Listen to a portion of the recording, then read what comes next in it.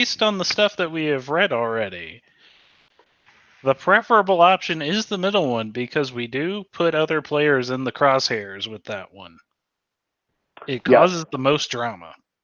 It does cause the most drama. I did tweak the 6 result a little bit to at least give you a choice, a fun choice going on there. So we will revisit that. I'll pull it up on the screen here, and it says, "Greetings, Sync," as we're doing a love letter for everybody each session. "In theory, ditching the field trip and school with a fake illness is both awesome and hilarious. In practice, it's kind of boring to have nothing going on when everyone else is at school. Your mind starts to wander while you check news feeds, Twitter, Super Instas, and all the little threads of information to let you make a mental picture of Halcyon every day. Today's mental picture is a big, flashing danger alert. Someone's going to attack the museum. Iconoclast, maybe the Architects of Evil, Elijah Intrepid, might be all of them. Not good. No one's answering messages. Texts are failing to deliver. Not good. Time to move. Do you make it in the nick of time or seconds too late? Roll freak. On the 10 plus, you're a crazy, ridiculous hero. On the 7 to 9, well, it's a big success. And a 6 plus, rocks fall, everyone dies. Which apparently, through great parental failure on my part, was a phrase that my daughter had never encountered before. So she didn't know what that was a reference to. Can I choose to reroll? I mean, dude, you rolled boxcars. Yeah, I know. I think I've established this already. You sound disappointed. Sync, that's terrible. I am disappointed. Sync can't do badly in this game. It does. That's okay. We'll do badly to you. Make up for it. We'll make up for it. Sound check. Did you start the recording? Sound check what? Oh, yes, we have started. Yeah, I started recording. Okay. I started recording right when Mike was saying something about all the options and stuff like that. Cool. Sync, I'm sorry that you rolled boxcars. I've never. I can always count on you to be a little bit bummed about that. Take a mark. Take a box. The time in the world. I mean, if you really want to treat that like a test roll, you can roll again. But I mean, I wouldn't let you re-roll if it was a 6. So it's up to you, man.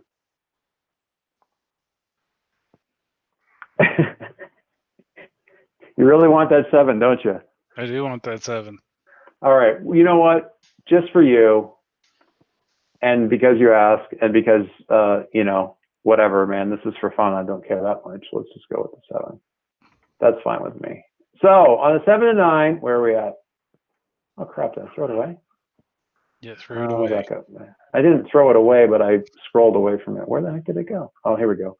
On the 7 to 9, skin of your teeth.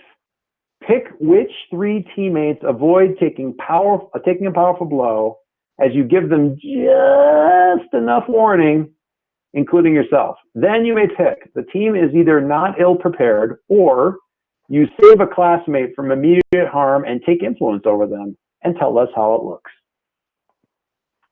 Well, I think you're going to have to set the scene for me to be able to tell you how it looks.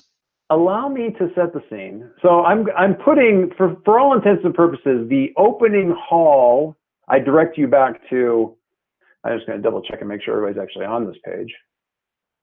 Yes, everyone's on this page. I direct you back to the image, the museum-like image that's there on the screen. This is pretty close. If nothing else, the main thing is that roof. Okay? I like that roof. I'd like to break that roof. So the opening hall to the superhero wing of the museum has this lattice stuff over it, and there's along the walls, not shown here, you've got almost a bat cave like the displays of various costumes of heroes in the past on the little stands and stuff like that, with plaques about it, or there's screens of little it's like a looping video footage of that hero at various times when they save the world, that kind of thing. All the way along here, And then you've got like a branch for like the Hall of Villains, and which is equally as much of a tourist draw as the Hall of Heroes, if not more so in some cases. You've got the Hall of Heroes, the Hall of Sidekicks, although that's been like there's been a lot of talk in the news about switching that to a different name. All that kind of stuff. But in this main hall, it's a lot of like the big stuff. So like in the middle, there's some sort of like roughly the scale to like Winged Victory or something like that of like, who was that very first superhero in Halcyon? Something like, oh, it was like a flying, I can't remember her name, but you know, like that kind of a thing right there in the center of the deal. It was once out on a fountain out in the middle of the city, and when they renovated that area, they did a new statue with like the whole team that she was a member of, and they brought hers in here and restored it. I'm not even going to try to find the name. Doesn't really matter. So that's the basic idea. Flying Freedom. Flying Freedom. There you go. I Winged put Victory. in the chat. Oh, You guys sorry. are so fast. Yeah, well, to be fair, I've got so much. Which chat? The General? meat chat. Oh, yeah, I'm Meet definitely chat? not going to be looking at that. Thank you. Let's not use the meet chat for text. Thank you, though, James. As much as possible, we'll stick with Discord and Roll20. Meet's just there to provide the audio. Oh God, we need to look For all at this. looking at Discord too. No, we do. Well, no, you don't. I mean, we don't need to. Just look at Roll20 if you really Roll want to. 20, dear. Yeah. Roll20 is fine. Anyway, I'm not gonna. I don't have enough screens. I need like 6 to run everything. Anyway, so Flying Freedom, posed there in the middle of the screen, in the middle of the thing. Trying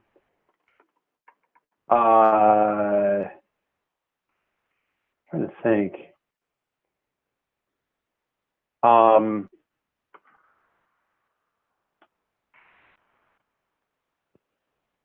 A bunch of stuff all around. And what's going to happen in this initial thing, the thing that you are initially saving everybody from or warning everybody about, Mike, is the Architects of Evil are going to bring that whole ceiling down into this main hall and turn it into the main courtyard.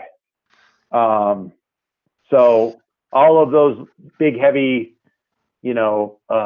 concrete lattice structures breaking apart and crashing down into this space is the thing. I will also, this can be used either as a warning or as a gift and promise.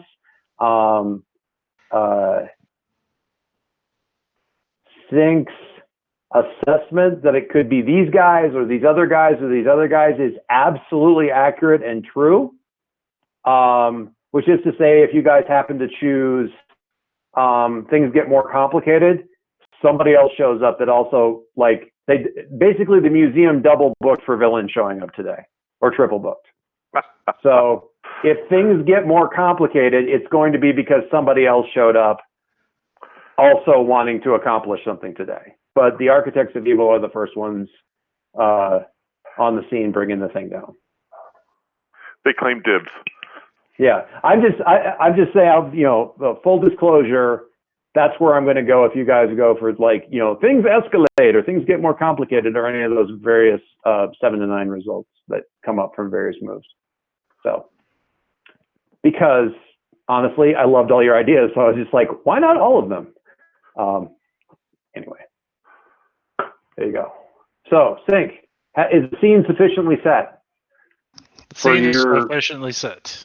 All right, so lay it on us. What do you got? I think it is just like, oh, so is this like ground level or no? It's like yeah. The museum. This section is ground level for the museum, and then either wing to either side. Like, say there's the hero on one side, the villains on the other. This goes up to like a second or third floor. Really, this used to be a courtyard, and they've roofed it kind of with this crazy, Like the Denver wavy, National History Museum? Yeah. Yes? Question mark. I don't The Denver recall that. Natural History Museum, basically what they did is they took the old building and built another building outside of it. And then they Oh, put a ceiling over it. Sort of actually very similar to this. cool. I'll find you Well, a pic. Neat. So yeah, this is the basic idea. They've sort of turned it into one big building, but yeah, this is like a. If you want to do it, that's fine. But yeah, this is, I don't want to say it's cobbled together, but it's certainly, I mean, even you can see from this thing, it's like, seems to be different style of buildings, slightly different buildings, that kind of thing that's been roofed over. So this could be a ground level kind of deal. You would come into the main museum, and then there's like there's like the ancient history thing, there's the archaeology wing, there's the superhero wing, which obviously is the big draw in the big section. That the whole thing kind of branches off into. Your deductions, your kind of Rain Man like counting all the toothpicks deduction on this is that they're going to hit the superhero wing, and you know that that's at least one of the places that everybody was going to go to today. So. Mm-hmm. So this is gonna sound like a little bit like probably not super impressive, but it'll probably be like. But I kind of wanted it to be like, you know, Kiln and Alex kind of being nearby the entrance, so Okay. that they're seeing Roddy trying to like get into the museum past like one of the door people, and it's just like Roddy's like in like full outfit and everything, and they're like, they're treating him like he's probably just like some fanboy, even though he is. Yeah. And he's just like, no, literally, I need to get in. Like, so that kind of pulls. He's trying to jump the queue, all that kind of. Yeah, stuff. so that pulls Kiln and Alex close enough so that when everything goes bad, they're not there for it. So the three people that do not take a powerful blow are you and Kiln and Alex. Is that accurate? Yep, So that is leaves, accurate. All right, so that leaves Joe and Matt. Stuck together in one wing of the museum. Yep. Well, yeah, kind of in this main thing. So you have one other option there to pick, or one other choice to make there is then pick either the team is not ill prepared, or you save a classmate from immediate harm and take influence over them. I want to save somebody from immediate harm. So who else is out there near the front that spots you and wave over or something? Like how do you extract a regular classmate from there? So I think that is finally like whenever everything like, oh, here comes the thing to come down. Jump over the line, and it's just like, now we've got the timing going and everything. And it's like, this is all going to go to hell anyway. I'm just going to stop being nice about it. So you literally jump the queue. I literally jumped the queue. And it's going to be, let's see, people we don't have a lot of connections with, and I don't have connections with, so I'm picking. David posted who's not the whole class isn't actually there, so yep. Those folks. No, and I'm just picking off of this list of people who don't get a whole lot of connections to. So. And you grabbed my favorite way. Allude. Allude.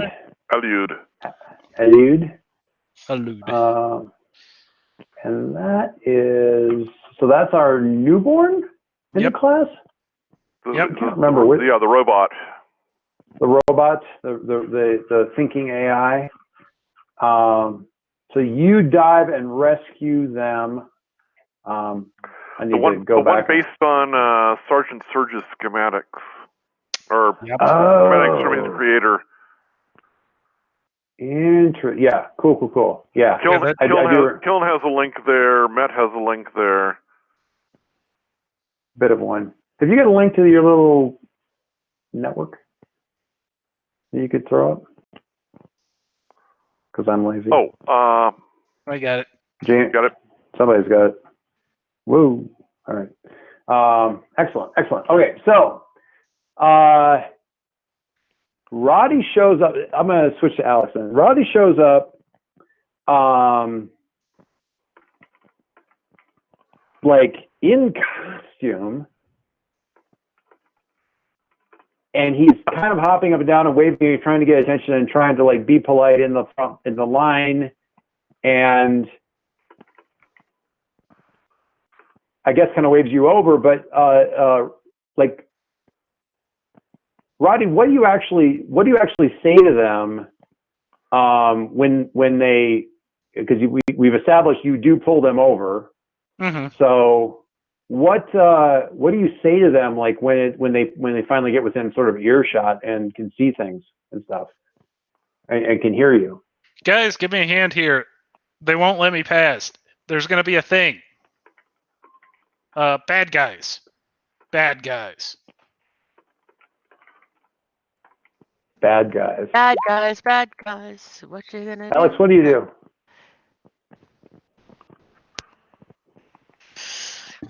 So I have no reason tell to you- doubt that Yeah. that Roddy is here on business as opposed to pleasure. Yeah. I will tell you for free that at a quick glance at like your basic gizmos and gadgets and stuff, you're definitely not getting and this is, you found that a lot of these old buildings, it hadn't triggered any like major red flags because old buildings are kind of be that way, but you're definitely not getting signal outside the building. Oh, okay. I'll pull the fire alarm. Yeah. Nice. Very nice. I might roll back to that in a second. So you're doing that, pulling the fire alarm. So yeah, Kiln, there's a queue. Roddy, who had apparently come up with some sort of ruse to not show up, to not have to attend, is now here. Bad guys are apparently coming. All of this bad stuff is happening. Apparently, Alex triggers some sort of alarm, and that seems to be on Sing's face. I'll tell you, like, he was nervous and kind of agitated up to that point. And when the alarm goes, he's like, yep, that's going to be the last day. And he kind of jumps, just kind of starts to vault over like the little barricade and turnstile and stuff that they've set up for people to get in. And is rushing towards that main hall where all the rest of the students are accumulating. What do you do? Again, kind of a short thing because I'm not going to go past like all the stuff tumbling into the room. That's sort of a done deal. But what do you do?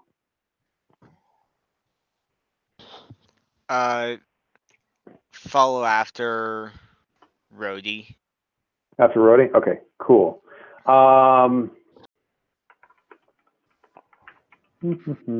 Alex, there's only one team in the pool right at the moment, but should you decide to, you can spend that team to assist either Matt or Joe on their Take a Powerful Blow, having given them a momentary heads up. I think is probably the best way to reflect that. I think I'll annoy Joe further and assist Matt. That's fair. That's fair. All right. In that case, should she actually need it? We will flip back over there. Big assumption. Joe. Well, let's start with Matt first then. So Matt, the fire alarm type of, just call it ringing bells. It's an older style, like just a clanging bell kind of a thing. Goes off in about a 3 count after that, with a crash of glass and cracking concrete and everything like this. All of that ceiling kind of comes down like dominoes falling and tumbling down into the area. Just a hail of stuff coming down. I will say, Yeah, no, I won't say. That is a lie. I'm not going to say any of that stuff. So, if you would, take a powerful blow. Is that something I can possibly try to defend her against? I don't think so, but if you weren't, let me put it another way. If you weren't also subjected to the same thing, yeah, I would say yeah, but you're kind of all it's like if you were like, oh, Joe, yeah, then I would be like, yeah, if you roll the defend, then you'll be the one rolling to take.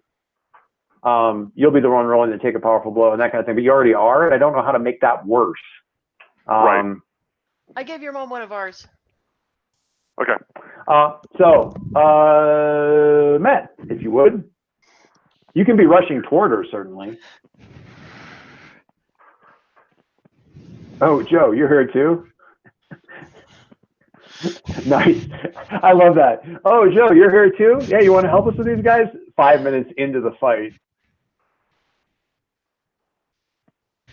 Oh my God, you guys are doing like incorrect quotes in the middle of the thing. I gotta respect that. No. These are correct quotes. Yeah, these they're are- these in are- game. Therefore, yeah. I'm sorry. So I have to roll. I'm sorry. Remind me what I need to roll for this one. Take a powerful blow. So there's a dice Conditions. button right next to the conditions label, like the word conditions up there in the top, and that will roll for you and add any conditions you may have. And if you want to roll low, because the GM rolling to hit you. Or Say not. that like we have any outcome onto what's actually getting rolled. I know, but it But see, it helps. this is no, it doesn't help because the training of the system don't recognize. It's funny to me because I was listening to a podcast where they were analyzing this particular move, and they were talking about how it's one of the only moves in any of the PTA games that's flipped like this. And I'm like, there's literally the take harm move in the original Apocalypse World game is flipped like this. Like this comes from the original. They've always done it this way. And we probably have always hated it. Yeah, I mean, sure. That's probably true. I mean, I've offered in every one of these games to be like, oh, if you want, I'll do the take a powerful blow roll, so it feels like I'm rolling to hit you and it won't feel weird. But then you're used to wanting the GM to roll bad. But in this case, it's not terrible. To take a powerful blow on a 7 to 9, you can lash out verbally, provoke a teammate to foolhardy action. Well, that sounds easy. Although that provoke is probably actually a roll to provoke or something like that, and if you can figure out what foolhardy action looks like, or take advantage of your influence to inflict a condition, in which case you give up your influence, but somebody else takes a condition for you. You give ground and your opposition gets an opportunity. That would be one of those, and things get more complicated things, which would be a really funny way to start this off right at the very beginning. And finally, you struggle past, please do that middle one. You struggle past the pain, mark 2 conditions. I'll let you think about that for a second while I have Joe roll.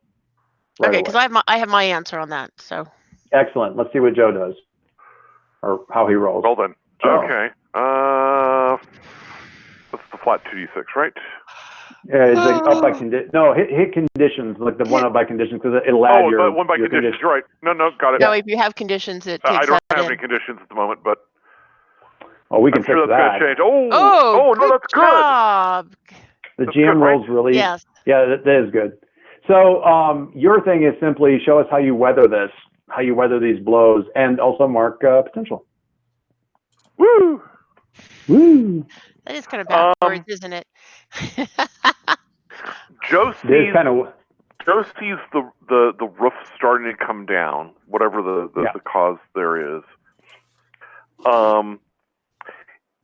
He immediately pivots and starts bounding over towards Met, but he does the, it's not a straight line. He's jinking and dodging in between, big shards of glass and bits of concrete that are raining down from the roof. Right. The class, the other members of the class are in here, and that's a bit of a mixed bag too in terms of how they're doing. And Yeah, I who's mean, taking care of it? It's if chaos. mechanically I nudge a few people out of the way of things that are about to fall on top of them, that's cool. But Yeah, but you're essentially heading for Met.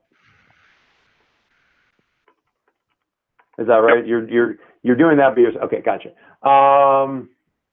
And back to Met as the rocks are coming down, as rocks fall. Actually, mine goes back before that. So when Okay, when yeah. when you're on a spaceship, well, first off, one sound that has not significantly changed with time is that of a fire alarm. Humans have that. used that as long as they've conditioned themselves to respond to it, and thus, because Met has grown up on a ship, there is nothing worse than a fire when you're living in, a small metal cylinder in the middle of a void. So, at first, when the alarm goes off, she's very disoriented because all of her immediate reactions, things that she would normally do when she hears a fire alarm, which is, Sure. go to this space and You have do a duty that, station. and Yeah. all these things that just ingrained muscle memory from all of Right. the things doesn't work, and so there's this disorienting moment where she hears the fire alarm and her brain is processing through, no, you can't do that, no, you can't do that, no, you can't do that, what am I supposed to do here now? So there's a real gap in her ability to process the fire alarm, and because of that, she doesn't notice the roof coming in, and Yeah. and so she's kind of a bit standing there stupidly. And cave-ins, while fire alarms are something that's quite common for a ship, cave-ins are not aren't. something we've trade on. No. Well, yes and no. I mean, falling crates, in the down below, because there's a certain amount of gravity there. So. But the walls and ceiling falling are probably like, nobody trains you for that, because if that happens, the ceiling comes apart. It's usually blasting out into vacuum, not falling down on you. Exactly. Exactly. So there's a bit of a deer in the headlights kind of moment there. Yeah. I mean, or just sort of that raw confusion that you can get when, it's a cognitive dissonance between what you're expecting you should be able to do and what you can do. So what does that work out as in terms of the bullets or the choices? That's the third one. Oh, let me look. Struggle past the pain, mark 2 conditions? No. Is it the middle one? I thought there were 4. Give ground, opposition gets an opportunity. Give ground. Give ground, your opposition gets opportunity. Okay, so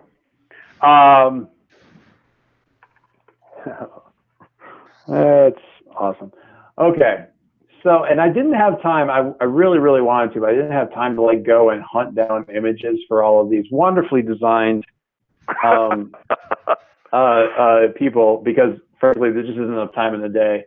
But pouring in through the roof, you have a pack of villains, or as Bill wrote them up, here's a team of numbskulls.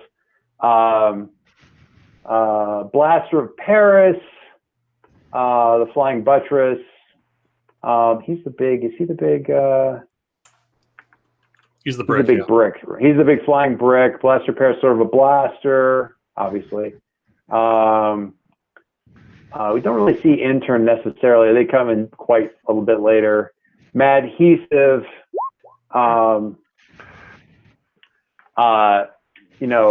They're not actually. They're just swinging in on sort of gluey, webby type of stuff.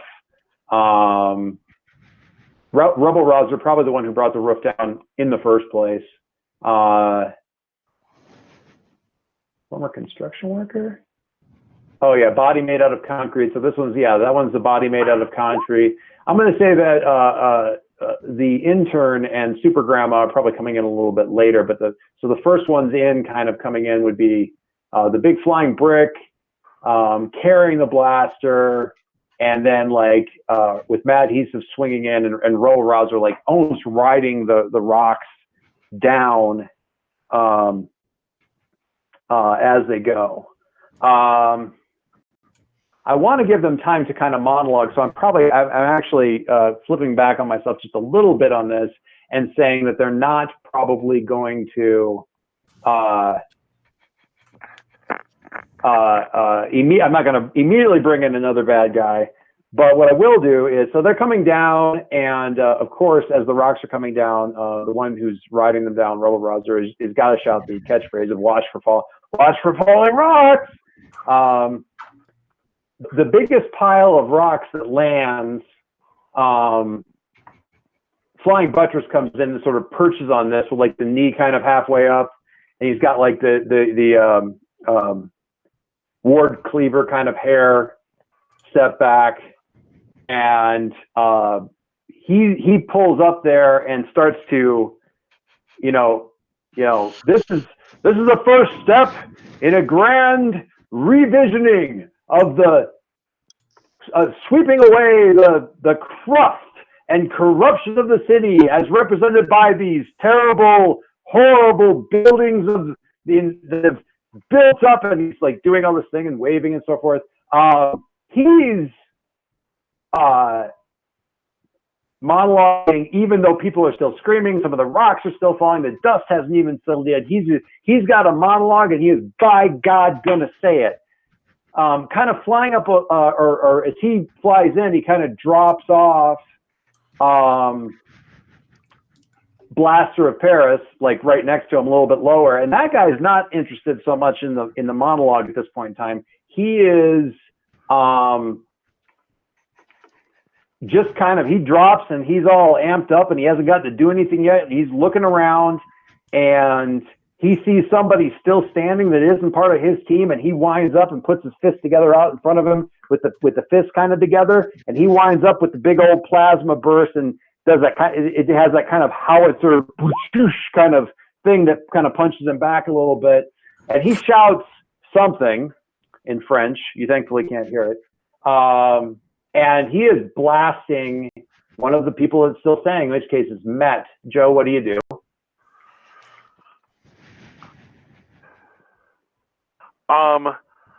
I will leap as powerfully forward as I can to grab her, envelop her in my arms, and put my back towards whatever blast is happening. Okay. In that case, I will definitely have you roll a defend. That is definitely what I'm intending on doing. Which is where I wanted to be in the first place. So you go ahead and do that, and then we will roll to everybody else here. Roll. Okay. So the defend is Savior, which is not good, but I do get a +1 because it's her. Oh, that's right, because it's thanks. So at least gets you to a 0.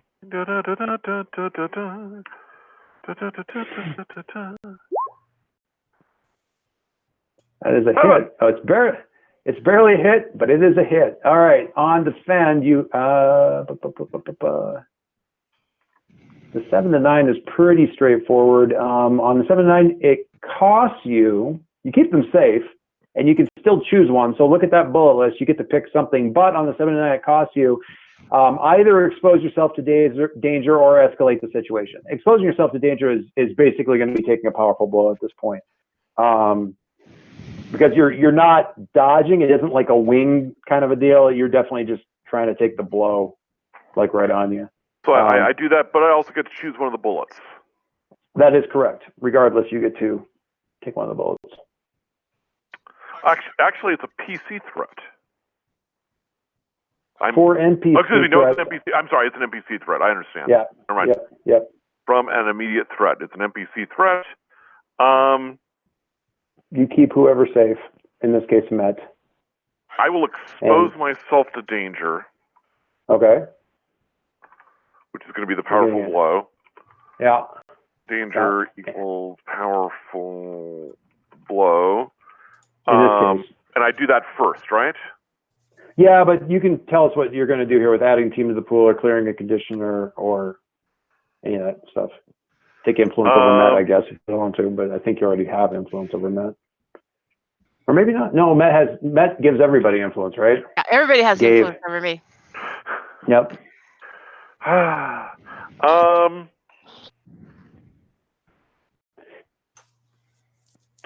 shall probably provoke a team into foolhardy action or take advantage of your influence in condition.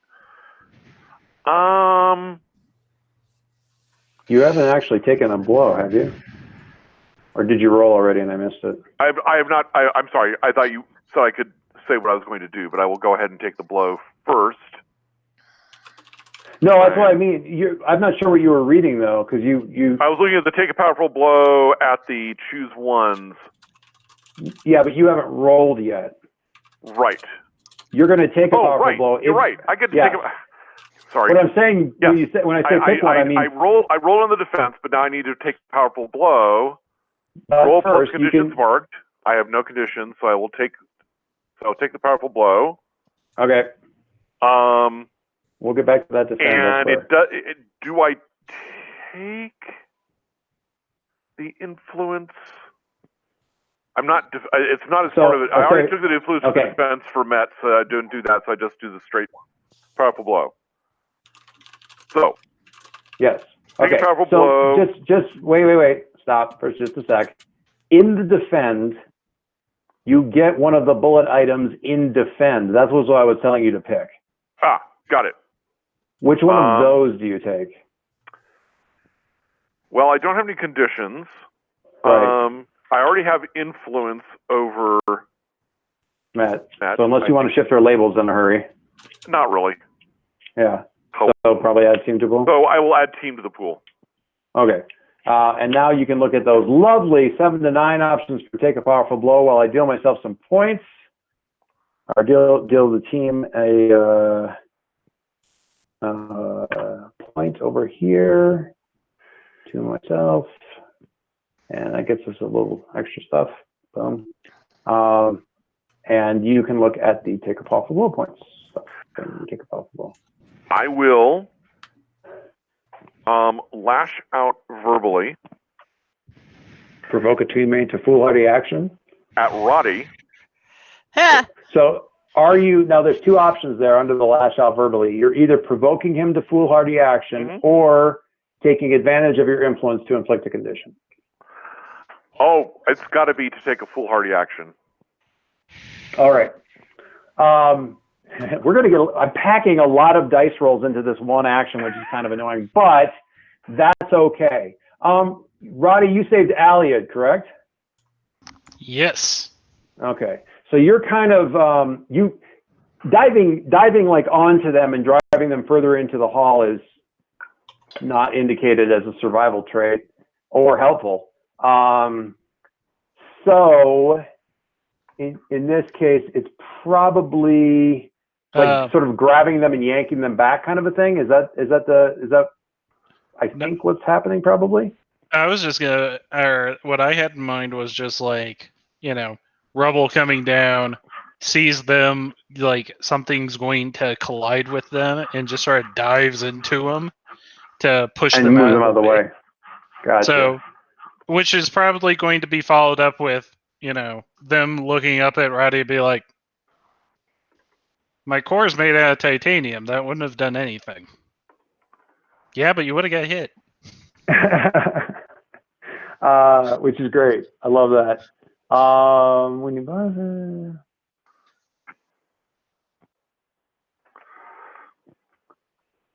That's an interesting, and they will actually stop for a second and say, that is a very interesting way to prioritize that. I'd like to talk to you about that later.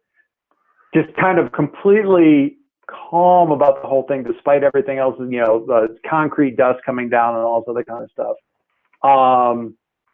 And then kind of before you have a chance. Yeah. And then kind of before you get a chance to say anything, Joe shouts. What does Joe shout? Joe shouts. Sync. No, call him Roddy. That'll just make it fun. Or Roddy. Or it could be Roddy. Yeah, I don't want to. Yeah. Joe shouts. Now keep in mind, foolhardy. Yeah.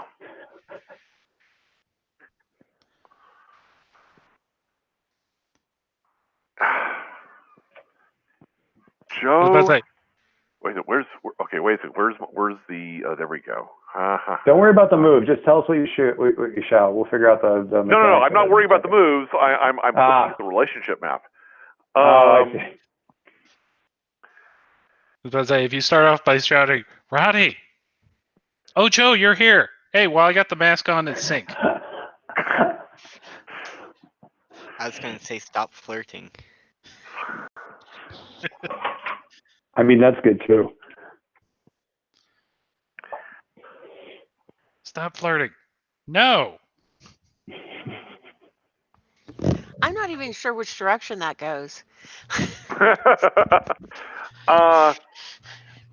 Think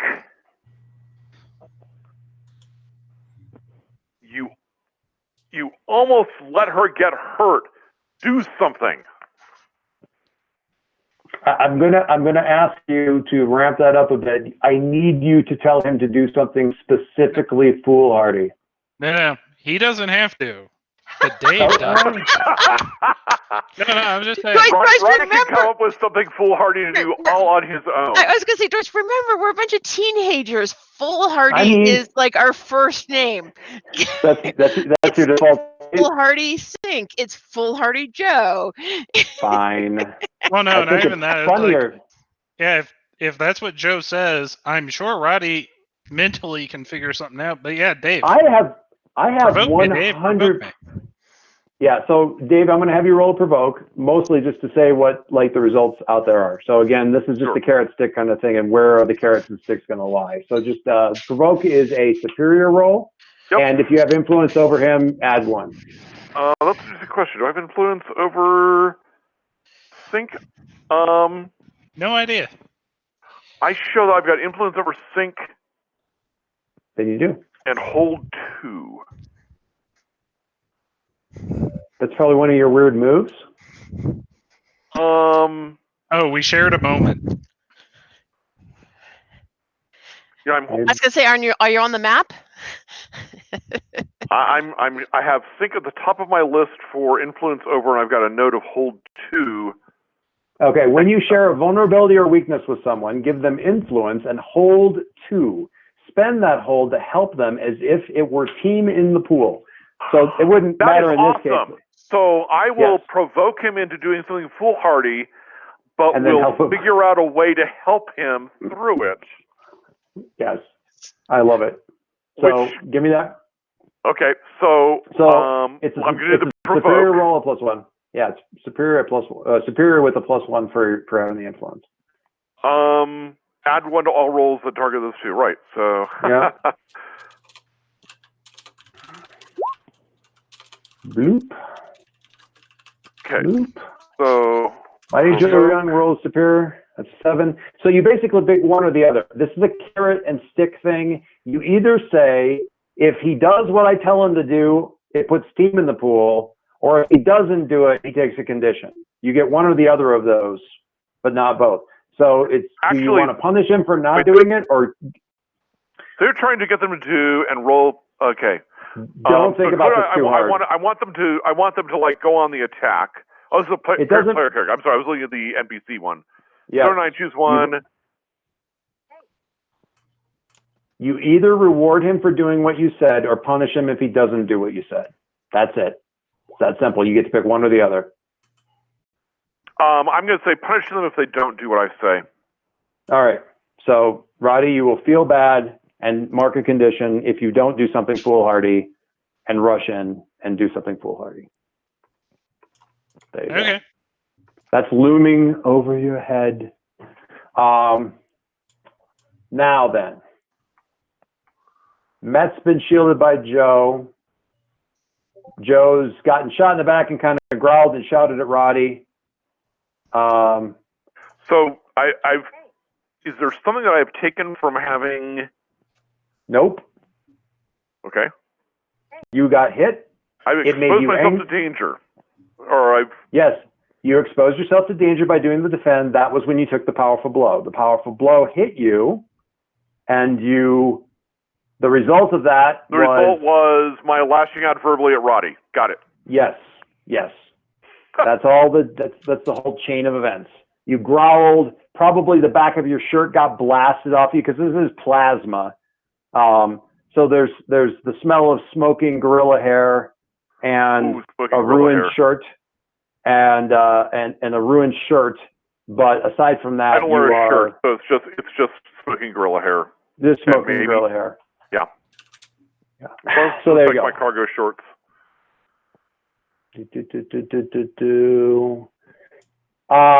Alex, broadly summing it up, rocks fell.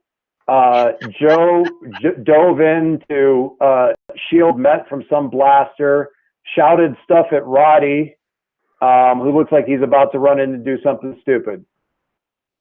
What do you do?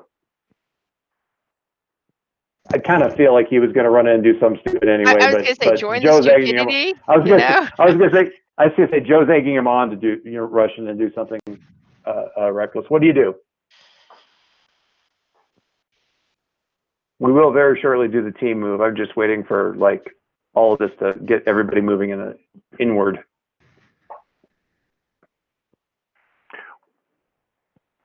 Wait.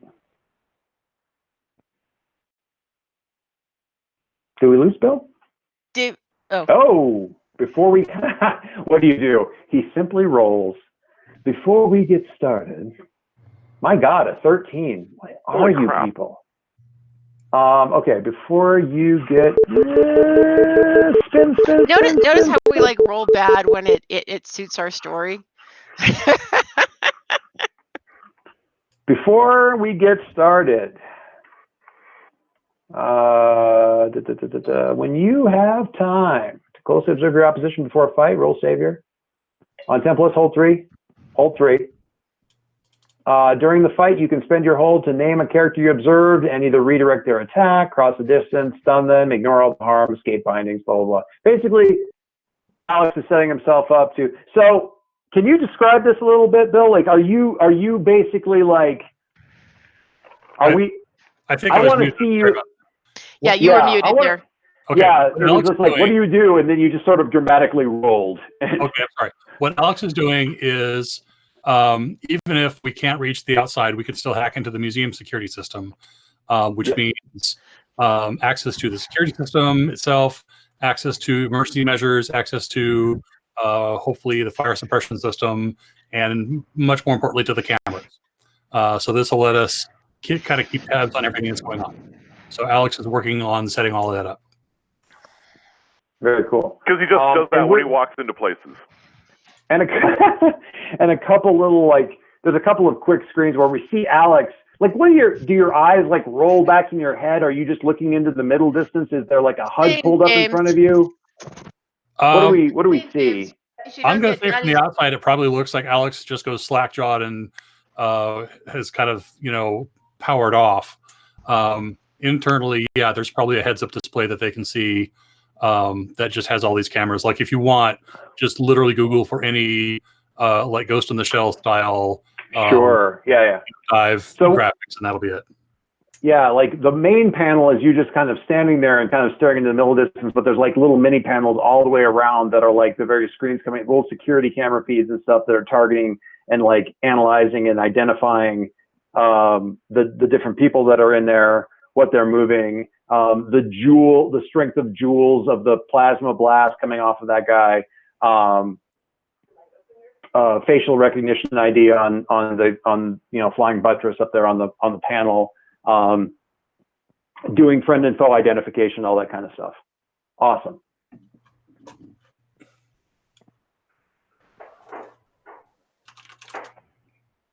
Roddy, without rolling or anything like that, what are you doing? Punch the biggest threat. That would probably be flying buttress up on the pile of rubble, who's about halfway down this big hallway that we're looking at, the big hall that we're looking at. A delightful name, by the way. Yeah, kudos. Oh, fantastic. So as you put yourself, it's a Actually, basically as go ahead. I was gonna say, right before since I've pushed Alud out of the way and everything, and Mhm. now we're kind of like, Joe's like, do something. He's like, hey, can you give me a push really quick? Thanks. And you're If- having Ayla give you a push. Uh huh. A push, a hard push. Yeah, like a newborn push. Like, I am expecting if Nightwing asks Starfire to throw him. Fastball special. So Elliot kind of grabs you by the back of your costume and says, "Yes, this seems to be reinforced. Brace all of the muscles in your thorax," and pulls you backwards and just whoo, whips you down there. We're gonna do the engaging the enemy team move as you are flying through the air, and we see Kim kind of in the background, like sort of running in through the door. Maybe not. Killen's in the back going, what did he just have him do? Did the wrong slide coming up here. Team mechanics. When you enter a battle against a dangerous foe as a team, add 2 to the team pool, so that goes to 4. I'm declaring Roddy the leader on this since he gave warning to everybody on this. Does anybody have a problem with that? I think somebody else should. That would have been my choice. Yeah. Roddy, do you have influence over every teammate? Yes, I do. Add another to the team, so that gets us to 5. If everyone has the same purpose in the fight, add another team. That's going to be tricky. Roddy, what's your purpose in the fight? Take down these guys. Take down these guys. Alex? Yep. Take down the bad guys. Kelm? I'd say protect the people. Protect the people. Let's see. Joe? Protect What Matt. is your purpose? Protect Matt. I think we've already broken the chain, but Matt, for the purposes of information, what's your purpose in the fight? I'm gonna go with sorry. I'm gonna go with protecting innocence. Protecting innocent stuff. Okay. If nothing else, I think Joe's not exactly on theme.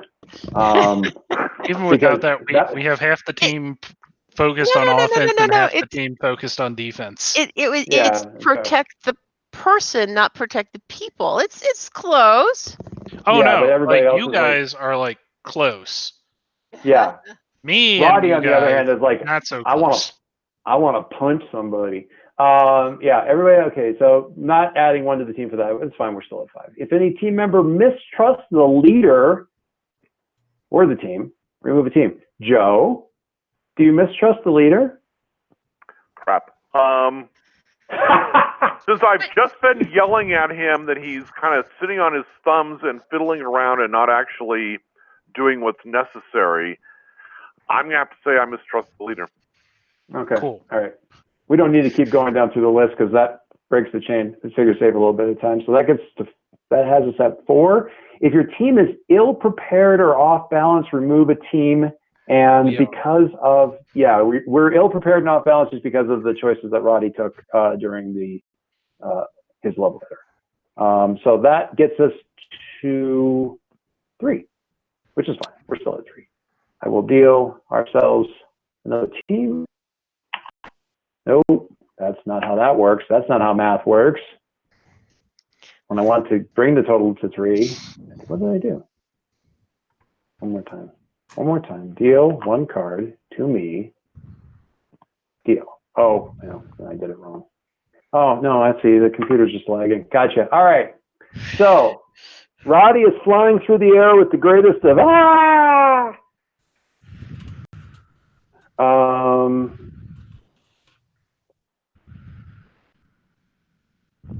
So I'm probably going to resolve that first, but real quick, Kiln. Roddy said, I need you to give me a push. And Aliad, who he just pulled out of danger, grabs him once determined that he's serious, and whips him into the room. What do you do as he goes flying into the room?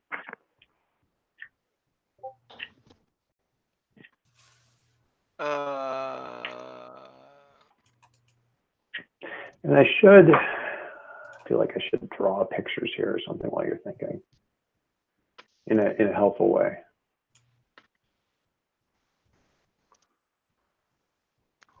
Rubble. Yeah. Oh, what the? That was weird. Oh, that's a. Right.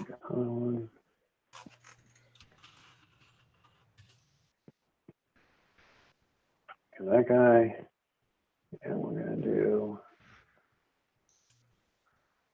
this guy. And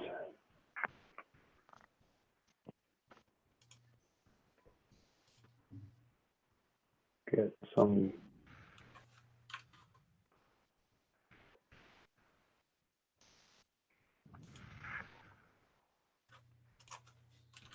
green person.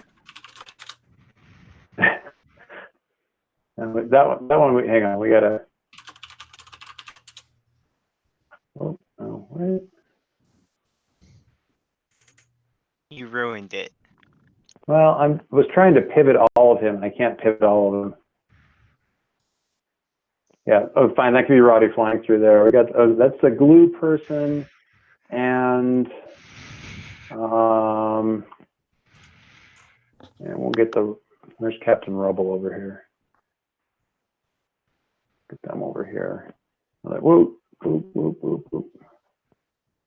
Nice big. Make them purple. Big pile of rubble, and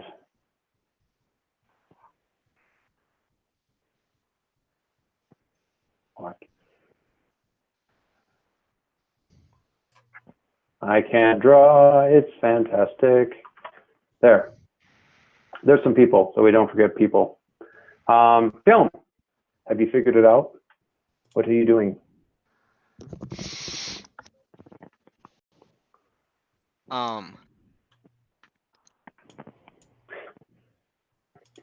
So I will ping a bit just to lay this out for you. You've got, what's his name? Flying Buttress down there on top of the rubble, pontificating right near him. Blaster of Paris, Mad Adhesive stuck up on the wall here, looking around, and Rubble Rouser is closer, but a third of the way closer down the Great Hall towards you guys, currently on like sort of surfing on like a wave of rubble and that kind of thing. And there's people like pulling themselves up out of the rocks and stuff. Nobody really escaped unscathed from inside of this area. So some of the people are down, some people are kind of shaking it off and getting to their feet and that kind of deal. And that's what's going on. You're basically looking at it from like the camera angle is the entrance that you guys would be coming in on, probably, I think. Okay. I think I'm gonna head towards Rubble Rouser. All right. All right. I will get to you then in just a second. And because Roddy is currently flying through the air with the greatest of ease. Roddy, would it be fair to call this a directly engage, or are you doing something else? No, I don't think it is. Okay, what is it? Tell me. Well, allow me to tell you why. Yeah, please. Flying Buttress is a flying brick, and Roddy is a mostly normal human being. I mean, you are accelerating towards C as we speak. No, I'm kidding. But all right. So what is it? What are we doing? Well, I was gonna say this is most likely not directly engaged so much as it is a harass and if you aim for like the shoulder or something like that, it would hurt and it would twist them out of position, but not necessarily, damage them. Yeah. That would be like not even a flanking move. What is the word I'm looking for? It's like an assist kind of a thing. That's I can definitely do it as an unleash your powers, where it's reshape the environment, being now a flying buttress is focused on this kid who's not hurting him, but he's definitely annoying him. Yes, yes. I'm just looking to see. Could you? Okay, so breakthrough, because we haven't really had a fight per se. You do stuff, but you're basically martial arts. You don't have like gizmos, little exploding thingy mobs, anything of that nature. Not that I'm hunting for that. I just want to make sure I understand what you've got, like what you've got as options on Nope, your belt, not yet. so to speak. Okay. Though I do want to pick Well, up then that mood. I'm going to attack him with take a powerful blow. No. I think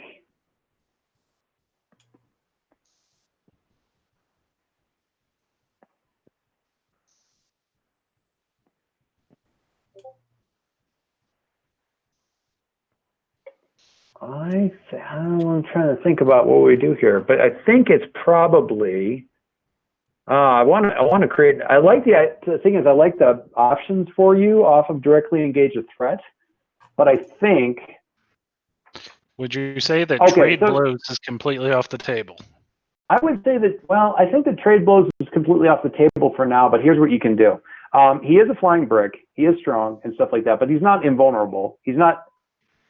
Definitely. But there's a barrier to overcome. So we're going to go with unleash your powers, not so much to reshape your environment, to overcome the obstacle, finding an opening. So it's really you're unleashing your powers first to create a situation where you can directly engage the threat. Does that make sense? Yep, makes perfect sense.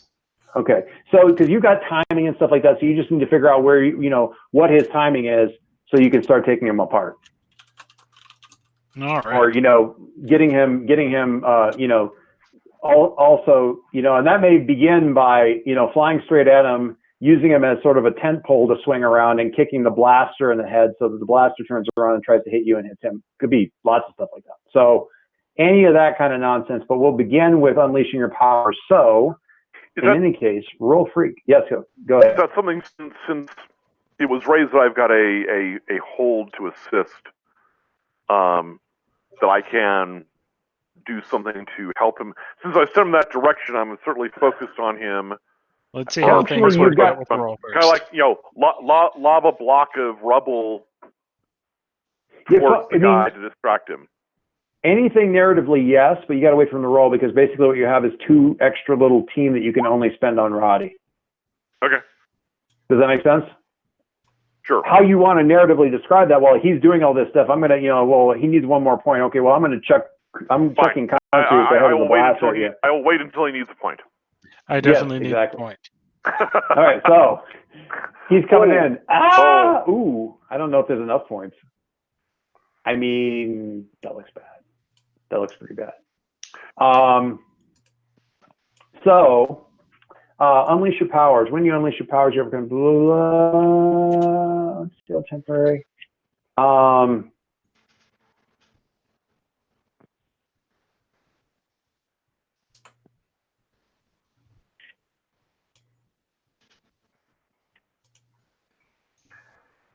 Okay. I'm still willing to try to figure out a way to spend a point, personal or team, to assist him by 1. If there's someone else who can do something similar. We'd need 3 to get him to where he's actually doing a thing, but this might just be one of those really foolhardy things that you provoked him to, which leads to him getting unceremoniously smacked in the face. I need Really Joe hard. and one other person. That works too. You need As Joe I and say. one other person to. Yep. If you So want, she I needs to get could. to 7. Yep. Oh, you're saying if Joe spends both of his points, No, he only needs to spend 1. but you rolled a 4. Yes. I'm going to spend Don't team you- selfishly. Oh, of course you are. I can do Okay, something. okay. So I wanna hear what- Yes, I want to hear what Kiln what has to say. Kiln has to say. Yeah. Yes. So sorry, can't remember if you landed or not. He is currently flying through the air with the intention of starting to pick apart the defenses of Flying Buttress to, get the opportunity to, kind of unleash or directly engage the threat. So he needs to unleash his power. So he's flying. He's about to land. It is not looking good. Buttress sees you coming. He is super used to people flying straight at him in an attack, and he's not even going to think about his automatic responses to that. They're just and Roddy is going to end up, yeah. And he does it. If somebody's flying straight at him, he figures he can probably take it. So Roddy's going to get a clothesline. And that's kind of right where we are. Is that about to happen? And, Joe, as I've said, is about to possibly log concrete up against the side of his head. Kiln. I'm going to hurl a spear and redirect Roddy's course just enough, kind of catching him by the hood, or I assume there's some doing to him what he was trying to do to the like others. Almost a defend. Like snagging the clothes enough to pull him to alter his trajectory, kind of a deal. So the clothesline doesn't work. I like it. I was gonna say, this is Roddy. You could just shout "incoming," and he'd be like, "Oh yeah, sure." Yeah, but Killen, Yes, but we haven't done this kind of thing before. This way, Killen gets to throw a spear at you, which we can yell at you anytime. That's also fine. But so the principal objects to us throwing weapons at each other outside of class. well, yeah, outside of class. Team members. Okay, so we got Joe. Is it like concrete against the head of? Against Flying Buttress. Okay. Flying Butthead.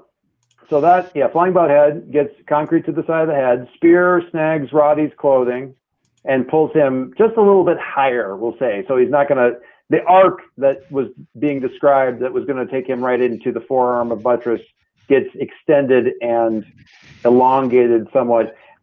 It wouldn't necessarily be enough, but Roddy is going to spend team selfishly. Team members can spend team to act selfishly. When you act selfishly, say how your actions ignore or insult your teammates, remove one team from the pool, shift one label up and one label down, your choice. You can use this option after rolling to alter the label that you're rolling with. So I shifted Freak up and Mundane down. Which gives you that extra little thing that would get you up to the thing. But how are you acting in a way that how do your actions ignore or insult your teammates? I have thoughts, but I was about to say, so I'm gonna go with the easiest one, which is after this is all done, is like, oh, almost didn't make it there. Good job, me.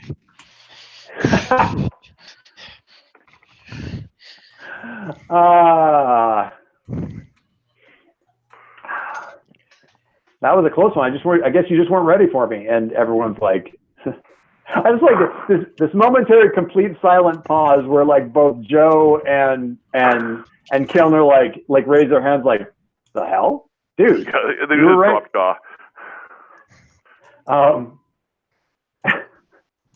Taking credit for everybody else's work. Okay, so what is this? Do you like grab the arm and swing around it like a parallel bar kind of a thing, or like swing around his neck, land on his chest and kind of jump back, like land with your feet on his chest and jump back from that, or what do you do? How do you get in there close? Yeah, I do think it's kind of like swing around on his neck for a moment, just sort of like, kind of latch on, and for a brief second, like Concord's got him almost into like a headlock, Rowdy's got him into a headlock, and it's just like, all right, this is not going to work at all, is it? Okay, so with the actual unleash your powers, when you unleash your powers to overcome an obstacle, reshape your environment, blah, blah, blah, you got a 7 and 9. So either you're marking condition, or the GM will tell you how the effect is unstable or temporary.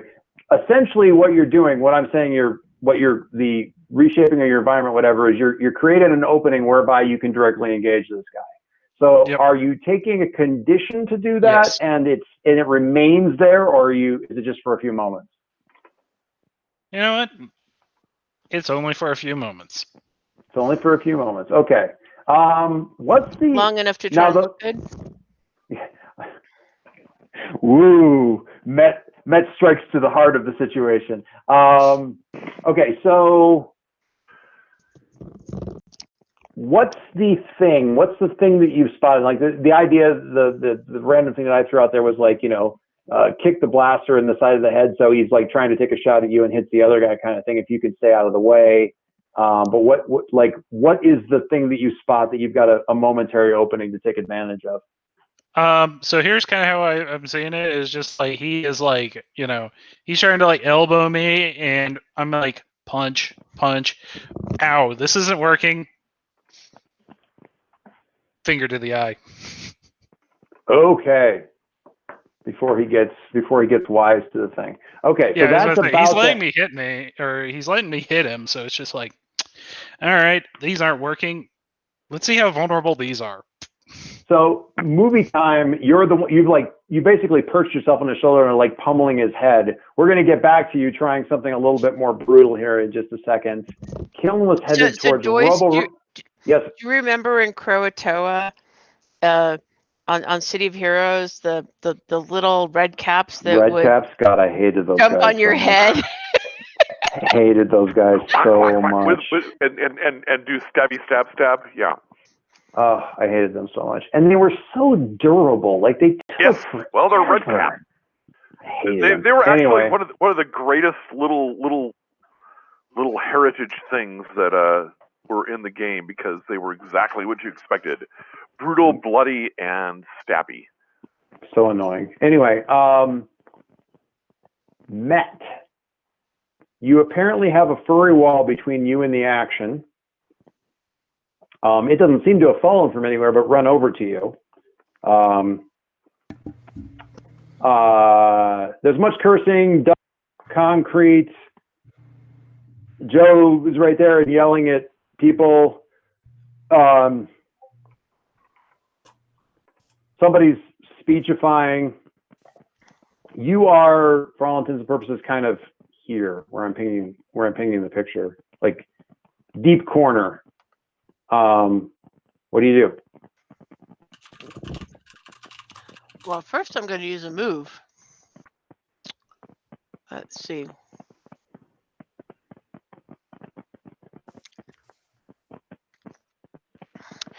I think I'm going to use 21st century studies.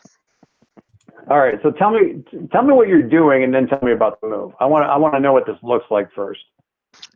Basically, it's an assess situation. So I'm looking around. I'm trying to determine, is this at all familiar? Who's kind of that, who's the most dangerous? Who do I need to contain first? Kind of a thing. And what it does is it's an assess the situation, but it allows you to use your superior. Because you're asking sort of like, what do I know about this moment, in my look back at time? So it could be that I know something of one of these people later on, or I know something about this specific event. It's like, which one of these yahoos is going to be the one who blows up the museum? Or which one of these yahoos, actually grows up to be a real villain? It's Roddy. It's probably Roddy. No, I meant the. Yeah, it's Roddy. All right, definitely Roddy. Okay, so it's not an assess the situation. It feels like an assess situation because it's like a superior. But go ahead. I mean, there's. Well, no, it is. When you assess the situation, you may always ask, "What does the future know about this moment?" So you're gonna even take on a miss. So you're taking a look and seeing what's going on to all the stuff. Gotcha. So yeah, hit me with the superior. Yeah, hit me with the superior roll. you're conditionless, so that's all good. We'll see where we're at. Sorry. Oh my God. Bleep. Not so Oh severe. dear. That is some bad numbers there. In your defense, Yeah, since I'm those are some plus bad- 3 or plus 2. Yeah. You still Yeah. get to ask one thing. Mm-hmm. Yeah, no matter what, you get to ask me, what does the future know about this moment, which is great. Ask me that first. I want to think about what the rest of this is for. But yeah, the 5. I'm gonna look at assess while we're thinking about it. But yeah. So the question is, what does the future know about this moment? Is that right? What does the future know about this moment? Oh boy, way to lay one on me.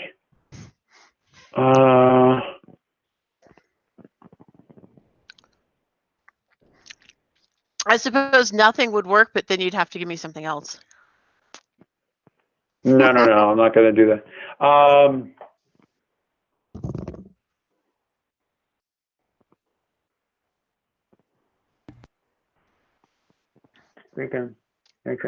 Thinking.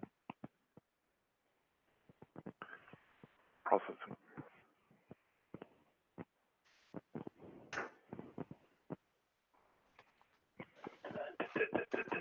This is.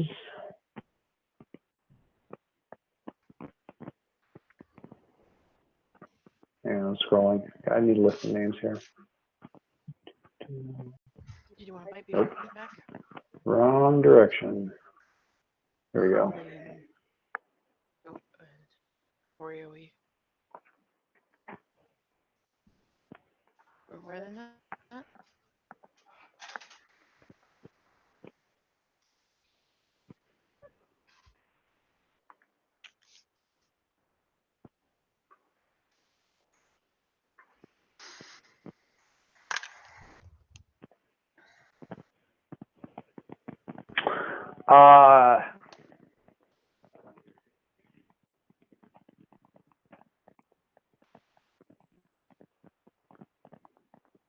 Nobody seems to know why.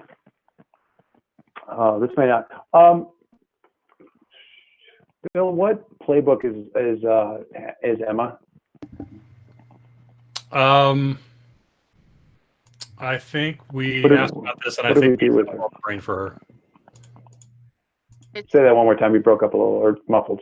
Yeah, it's red. Spreadsheet. What was the Red. answer though?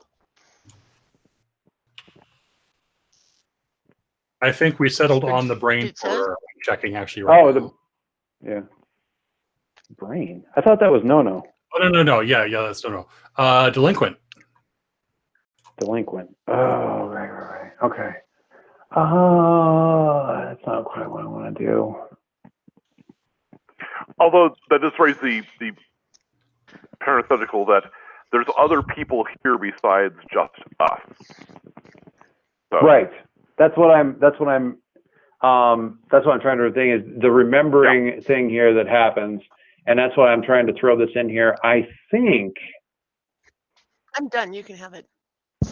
this is where, okay, what history knows about this? I'm going to tie this right back to the other thing. Where is your character sheets? We're gonna jump you a little bit with one of your moves, partly because you're probably going to fix it. This is through a series of events in the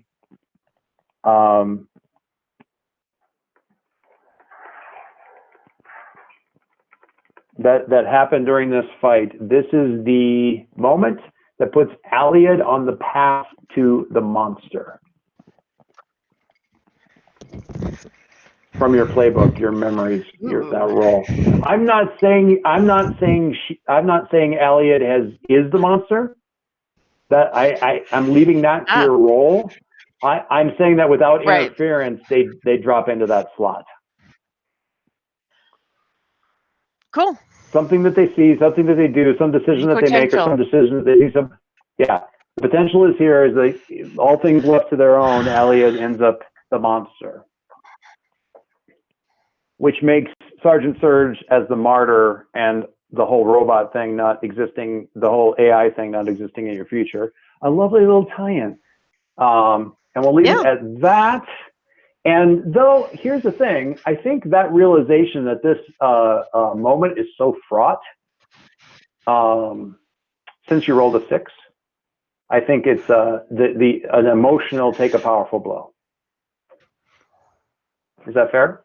Do you think, or should you just take a condition? Afraid or something like that.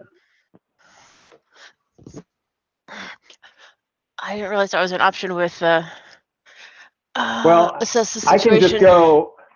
Well, it's a 6. It's just hard move time at that point. Right. No, I just keep forgetting when you have to roll on failures and when you just don't get something when you fail. That's all. I mean, I mean- ideally, something always happens. It's never Yeah, nothing. ideally something always Okay. happens. And I'm rolling off of the fact that you got an answer because it seems like a horrible answer. So it's like, dun dun dun. If not, I can do something else. Okay. It's fine. No, that's okay. The actual memory move is something like that. Like you have to deal with the Yeah. So this is almost like a precursor memory move kind of a thing, almost like a moment in like this could happen, but this moment is so in flux anyway. okay. So I don't have No, the that's memory fine. moves. No, I'll that cool? I'll roll. Roll for it. All right. So again, it's rolling it, and just hit the button next to conditions, and we'll see where we're at. It just takes me a And- minute because great, love Oh that. man. Oh, Mark. I should have said this before. Mark, potential for your assess the situation though. I'll put a touch of salve on that wound, and you get potential for that assess the situation. Which I kind of like because you've learned something, and then like, hey, there's this thing. Take a powerful blow is right there, and on the 10 to 9 or 10 plus, choose one. Remove yourself from the situation. Flee, pass out. You lose control of yourself or your powers in a terrible way. 2 options from the 7 to 9 list. And I don't know if you saw the post I had today. I've been noodling about Wondering. losing control of your. Yeah, I've been noodling about like what losing control of your powers Self in a versus terrible power. way looks like. Yeah, like the powers. These powers do nothing. They didn't even help, kind of thing versus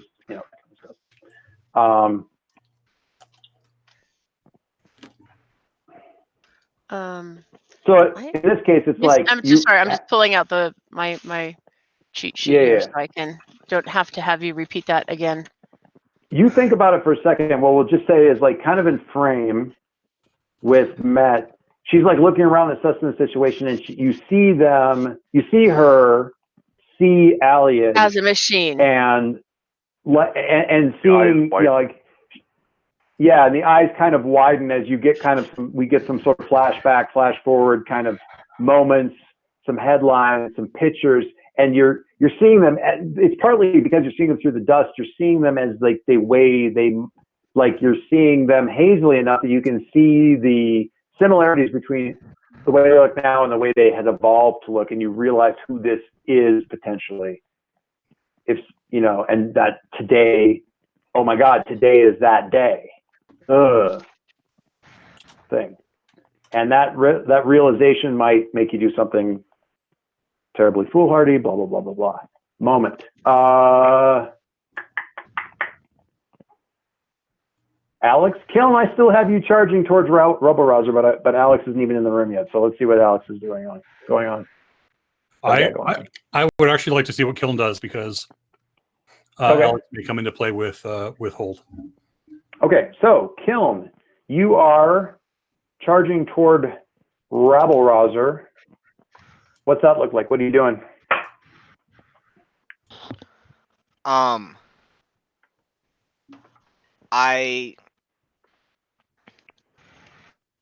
God.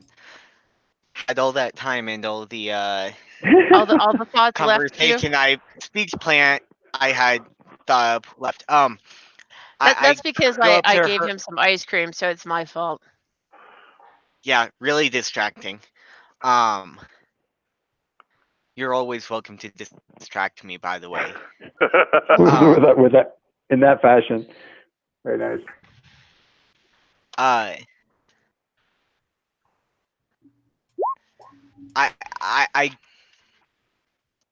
go up to her. Thanks, Mike. I kind of charge up, and I would imagine Kiln wouldn't really know who she is, and go, cease your rabble rousing. Oh my god. You're taglining at them. Yeah. Are you following that up with a blow to the head or a fireball to the face or a leg sweep, or are you just pontificating and pointing and provoking them or something? I accept all these as valid responses, by the way. So I think it will be accompanied by a blow to the knee, kind of trying to get her down a little bit. okay. In that case, I will have you directly engage. That's right. Take her foundation should right be- out from under her. Oh wow! Oh wow! That happened. That was the thing. When you directly engage with that, roll danger. Danger. Set your ship on fire. Anyway. He's a man who makes a roll on Yeah. danger. Woo! Oh my god. God, you guys with your dice, what the heck? All right, it's not boxcars, but it might as well be. All right, on a 12, a very palpable hit. You get to pick 2 off of that list: resist or avoid their blows, take something from them, create an opportunity for your allies, impress, surprise, or frighten the opposition. Honestly, sweeping the legs from somebody who's essentially concrete, pretty impressive.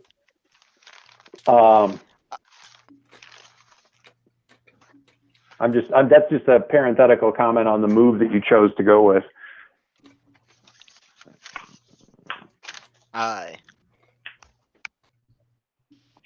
Resisting or avoid means you're not taking harm, or harm. You're not taking a condition back. Obviously, the rest of it we just kind of work out. I think I'll go with for the first bit, taking something from them. I'm thinking kind of with the stability, or however you want to phrase it. Sure. Yeah, you take, kind of get them on their back. Yeah. And I'm taking away their verticalness. Wow, yeah, that's something every short person has always wanted to do. and yeah, Kellen's probably that, at least by comparison to their inspiration. And I think going with avoiding their blows. Sounds good.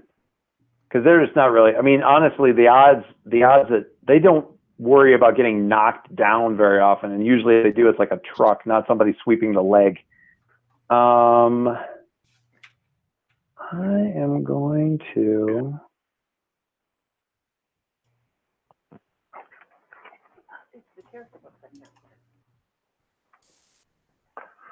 All right. So they are. She like kind of just kind of is really quite dismissive of the whole idea of what you're, as you come up there, and the pointing and expecting you to point and just order it, and she's actually inhaling to say something back when she realized you actually haven't stopped. You were just pointing while you were continuing to move, and you get in there and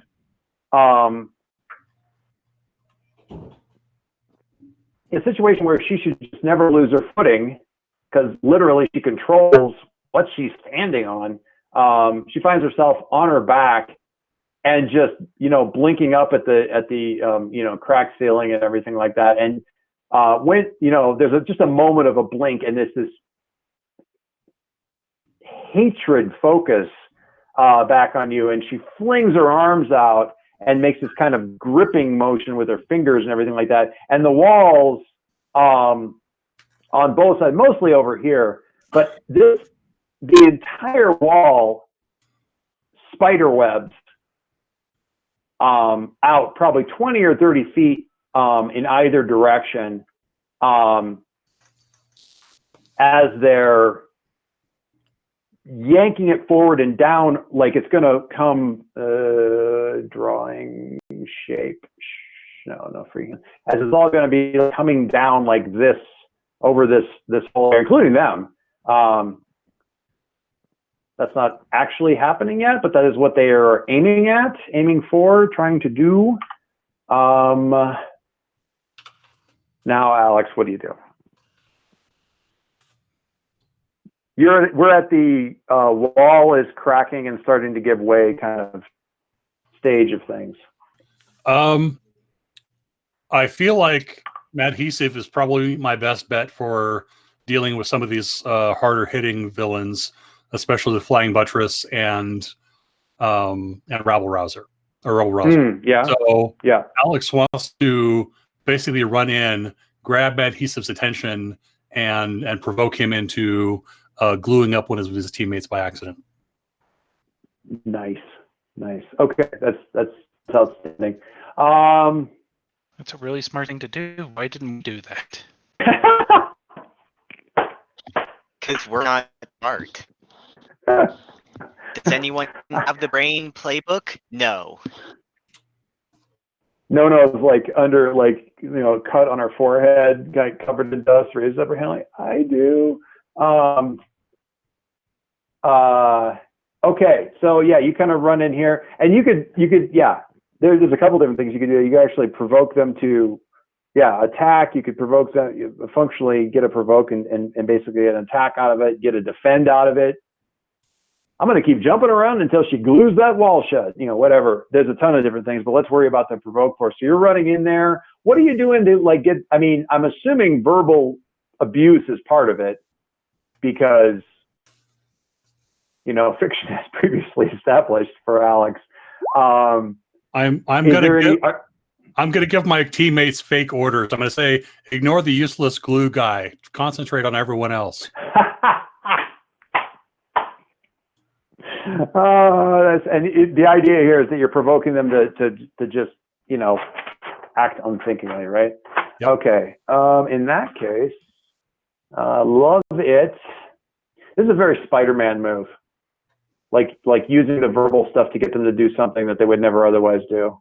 It reminds me of like Spider-Man, comic book Spider-Man. You don't see it in the movies very often, but it's absolutely that kind of thing. All right, when you provoke someone, susceptible to our words, I'm going to say, let me just look at Madhesive real quick.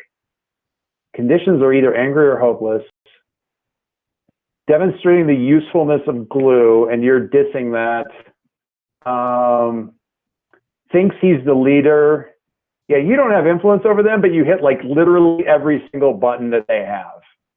They get angry, they're pissed off about glue being considered useless, and they think that they're the leader and you're telling everybody to ignore them. Yes. They are susceptible to those words. Roll superior. You did already, didn't you? Oh my God. I'll take the miss. That's fine. Okay. All right. Take the miss. Let me think what that looks like. Okay. So yeah, potential and Ignore the useless glue guy. Focus on everybody else. So I'll tell you, I still plan to spend hold from before we get started. So feel free to hit me with something else to make up for the miss. Yeah, I'm looking at what. I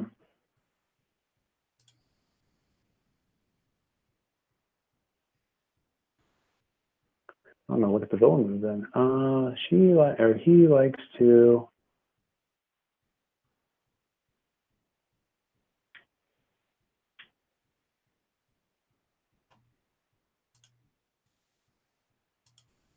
Okay, so useless, and you've been aware of Madhesive's abilities. You've been briefed on them. You didn't realize the sheer volume of glue that could be expelled by this guy all at once. Or really the range level, or maybe it's just rage, like pushing this thing out. But he hits you full on and basically coats you. Now, in terms of what you're able to do, your connection to the area and everything like that, physically you're immobilized. But in terms of your connection to all the stuff that you're probably using to like provide those bonuses for other people and stuff like that, those options are all still open. But what this is doing, for those of you who would have noticed, and I'm gonna put on that list Kiln and Joe and Roddy at Roddy's option. Alex is coated in this stuff to the point of not being able to breathe. Like their face is covered in glue. Their mouth, nose. If left to their own devices, they won't be able to breathe. Okay.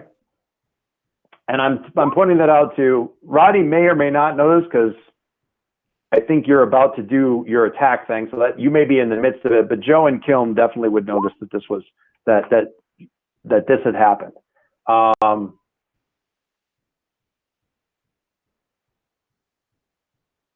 Bill, so no conditions to roll or anything like that, Bill. That's just what's going on there. Did you say you were about to use? Hey, the reason I suggested doing something slightly different is because I literally have hold that lets me ignore like that thing. It says escape any bindings or impediments they intend to place. I didn't even see. I didn't look and see what the move things were. So I was just going with the force heroes to unstick somebody thing. No, that's totally fine. I'm just letting you know ahead of time that basically I'm going to spend hold to get out of that. So that's entirely fair. Let me. Like an example would be maybe I don't get glued. Maybe one of our classmates does. Like that would be interesting. Okay. Yeah, you're right. Let's see. Who would somebody? Okay, let me look quick at the NPCs. Thank you for calling that out because otherwise it's going to be a weird kind of a deal.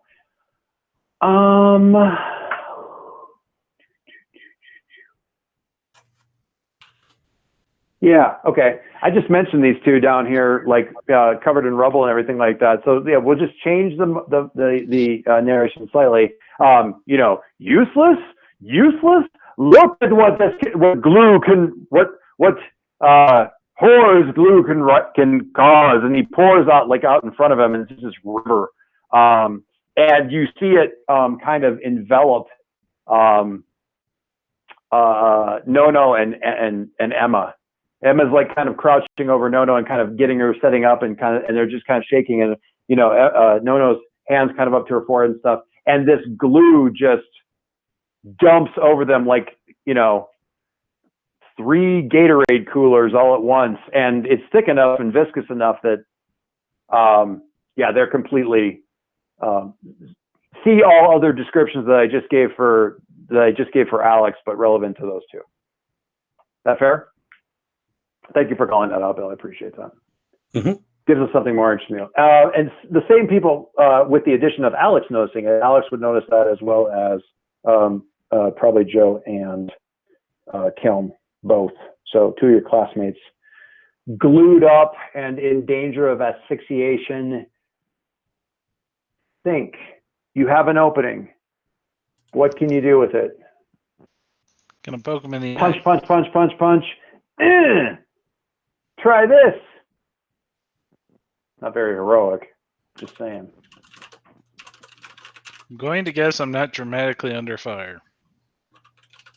You are not dramatically under fire at this point in time. You are not. You're not standing there being, because part of that is being the heroic. Dun da da da. You're not. You're cage fighting him. All You'll be right. fine. We'll see how this works out. Yeah, your danger isn't great, is it? Right now. But your dice don't care. With a -2, still. The funny thing about the team and the assistant stuff that Alex has got lined up and the stuff that Joe's got lined up, although Joe did get to use it, is you guys are either rolling so well that you don't need help, or rolling so badly that help won't help. Basically. All right, so that's a 9 on directly engage. You get one option off the list. I'm happy What to are you spend detail picking? with that if that's possible. Oh yeah, absolutely. I was about to say I was just gonna spend it selfishly, but yeah, if you want to spend something. Is this using some of the soldier hold or using team? No, just using team. On that note, I do want to spend 1 hold to redirect Matt Heath's attack earlier onto Rubble Rouser, even though there was a bad effect. Like, I feel like the hold is still valid. Yes, I think so. That would definitely help get Kiln's attention as to the classmates in blue. The hold's still valid. I mean, I will only voice my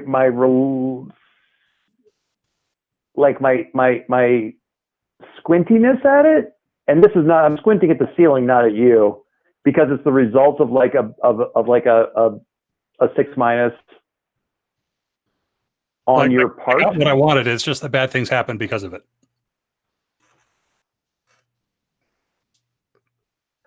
Are you saying? So let me just double check here. Are you saying it happens to them, but also Rabble Rouser? Yeah.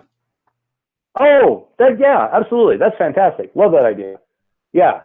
And we'll largely it was, and we'll go kind of with the idea that like he did those two on the way to you, and you dodged out of the way, and then trying to track you, he ended up hitting Rabble Rouser. There's a little bit of dodginess going on there, but so them and you, yes, absolutely. God, yeah.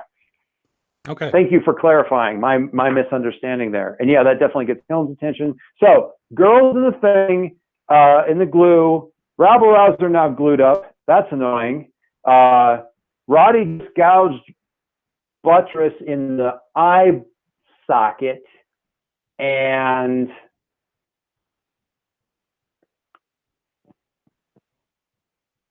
what option did you go with, Roddy? Well, if I'm Mr. getting teamwork, yeah. What does the teamwork look like, Alex? So like, Alex is ducking under the glue, and as they duck, they are grabbing hold of some rubble, and they are going to chuck it at Flying Buttress as a distraction.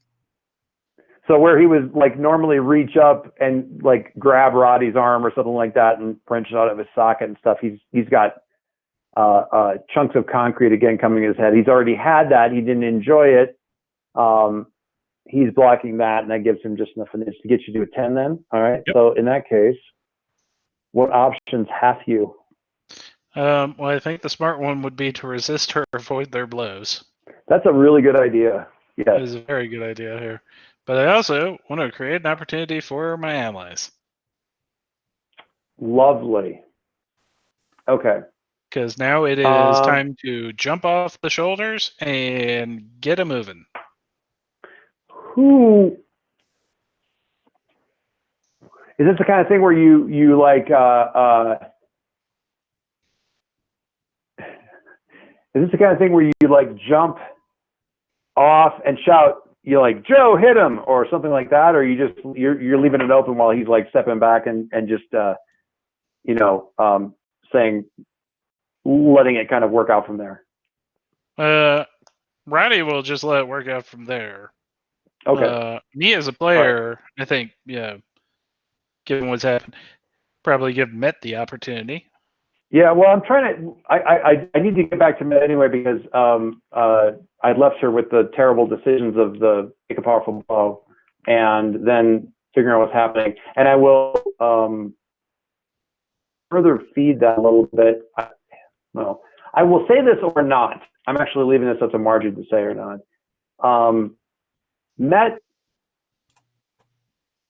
Sorry, backing up. Aliad is stepping into the room, having seen what Roddy's doing, and is about to do something, like enter the fray, so to speak. If that helps you with whatever it is that you're about to do, and if not, if it doesn't help, if it just complicates things, then that's not happening.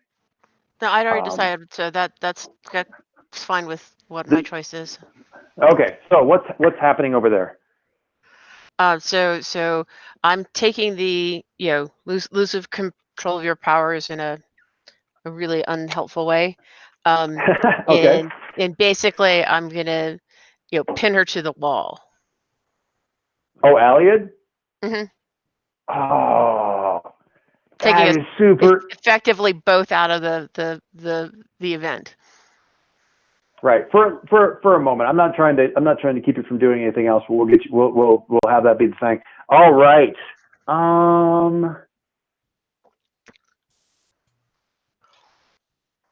I don't need you to. I don't think I need you to. I don't want you to roll again for that. So we're just gonna have you. Yeah. So Elliot's like starting to step in and do something, and you just kind of step around Joe and just arms out and just like across the hall, like at the other length of the hall, just basically slam them back and hold them up against the wall.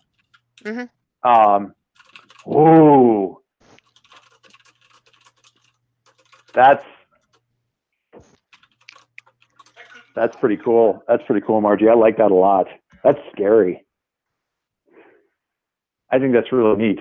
That couldn't possibly have any sort of ill effect. Well, we know for sure that this is when Elliot became a monster. What are you going to do about that? I'm going to attack them and slam them against the wall. And you think that's going to help? Interesting. It's not really recording, I don't think. It's still on. Hi, how are you? You're so mean. She just came in for a hug. Can't help if she's on camera. Anyway,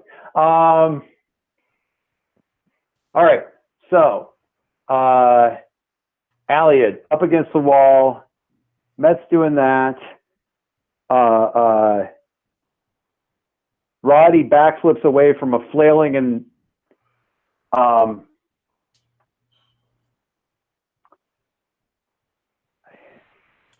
he's still very word cleaver, so I think he's still not really swearing or anything like that.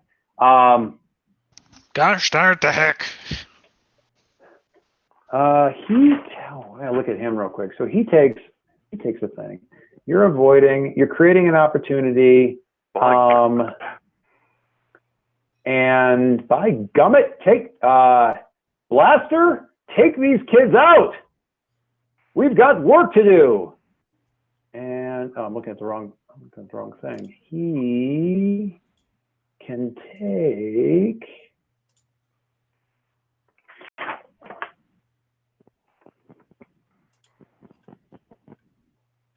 That's exactly what he does too.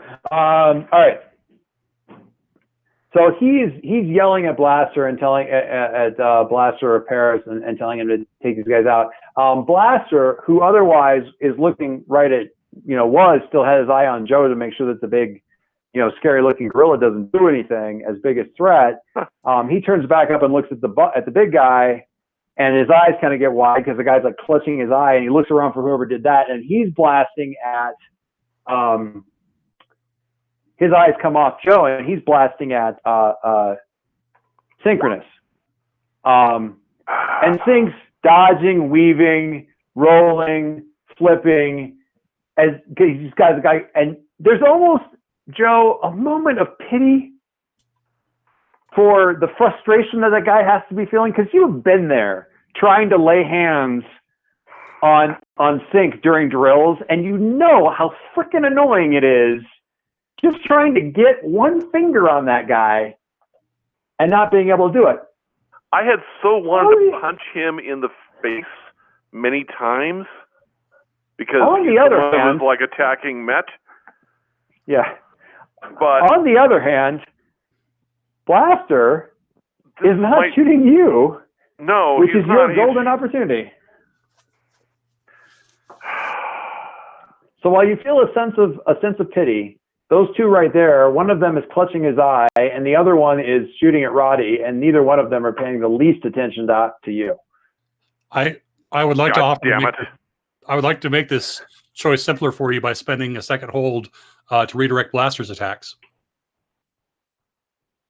Where at?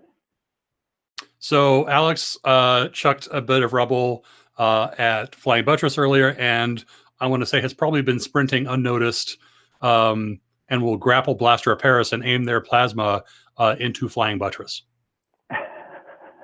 Very nice.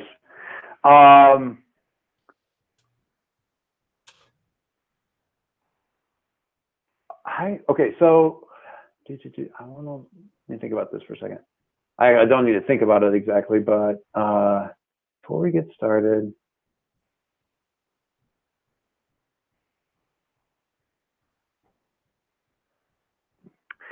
If it comes to a choice between directly attacking Blaster of Paris and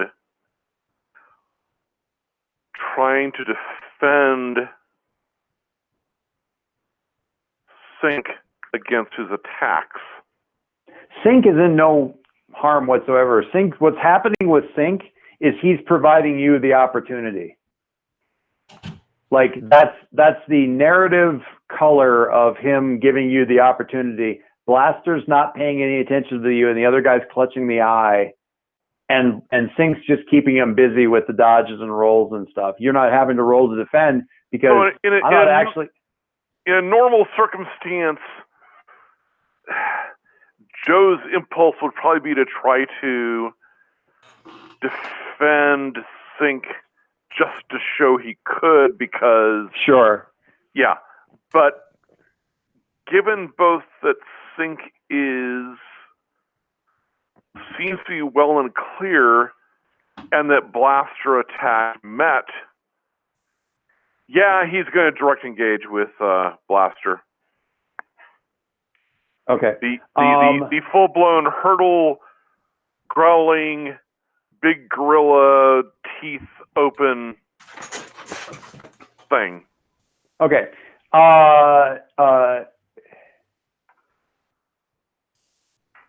I'm piecing all these pieces together real quick. That's good for Blaster. Alex, would it be all right if the redirect?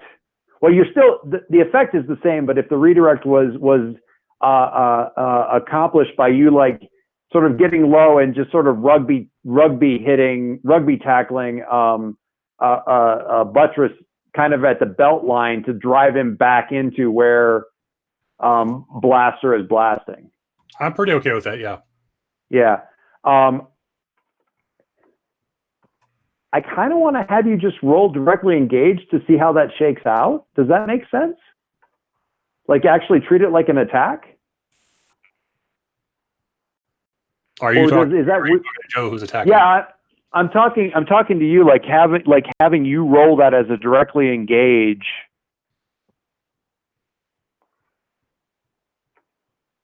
To just see how, like, what the effect, like how effective it is. I mean, I could do that, but then I'm going to ask, like, eventually, what's the point of this other move that I have? So Yeah, you're right. Because you could be doing it a different way. Redirecting attack. All right, we'll figure it out. I'll figure it out in just a second. First, I'm going to have an eight. The easiest thing is that Flying Buttress loses some initiative and he can't act for a while. So that's Yeah, but that's going to be fine because that'll. So you're doing that. You're spending the hold redirecting, and it goes against the guy. That's done.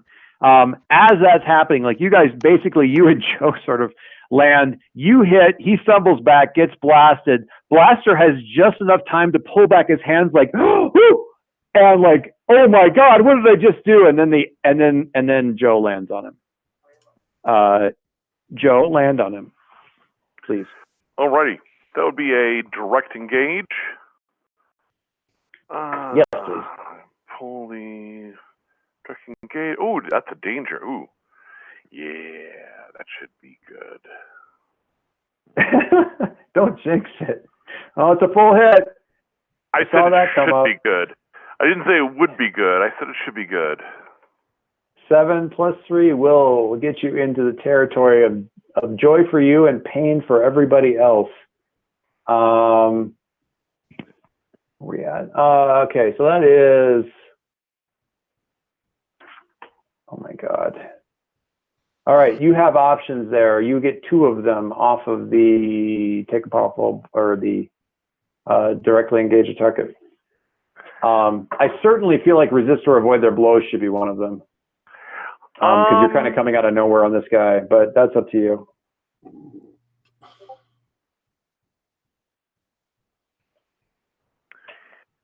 Yeah, because I can't think of something to take from them.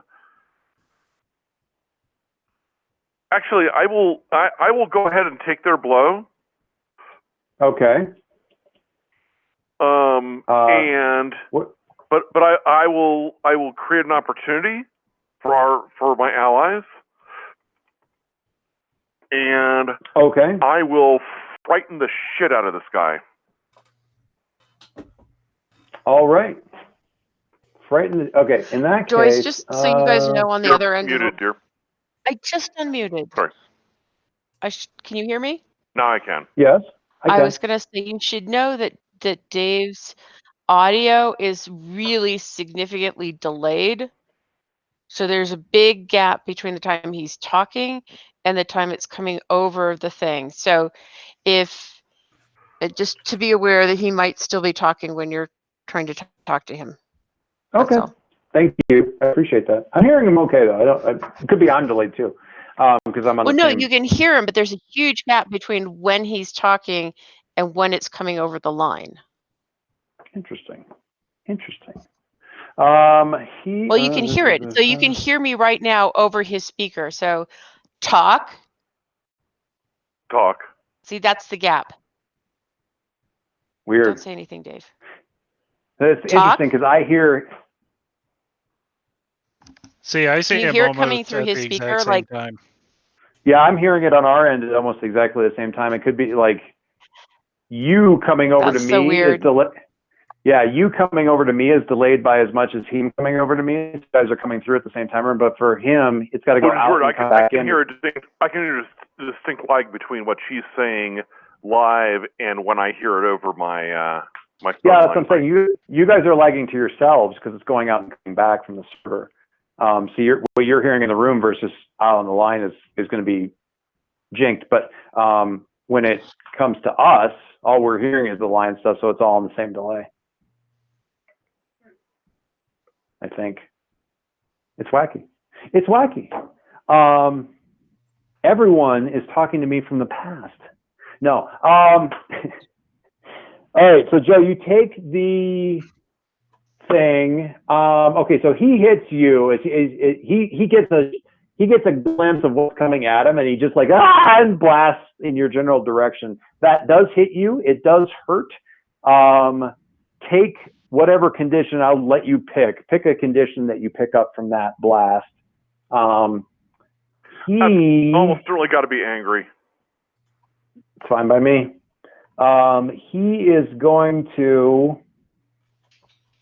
Yeah, after you grab him, pick him up, and do like one sort of Hulk slam bounce off of the ground, and he's and you're like waiting for him to come back up with another blast. He's like, no, please, mercy, I surrender.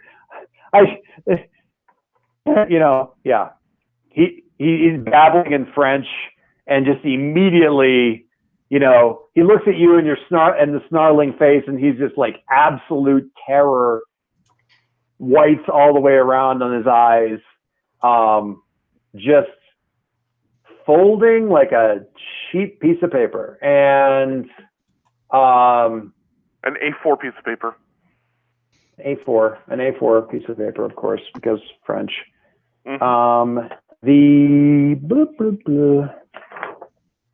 He did insecure, so the other one.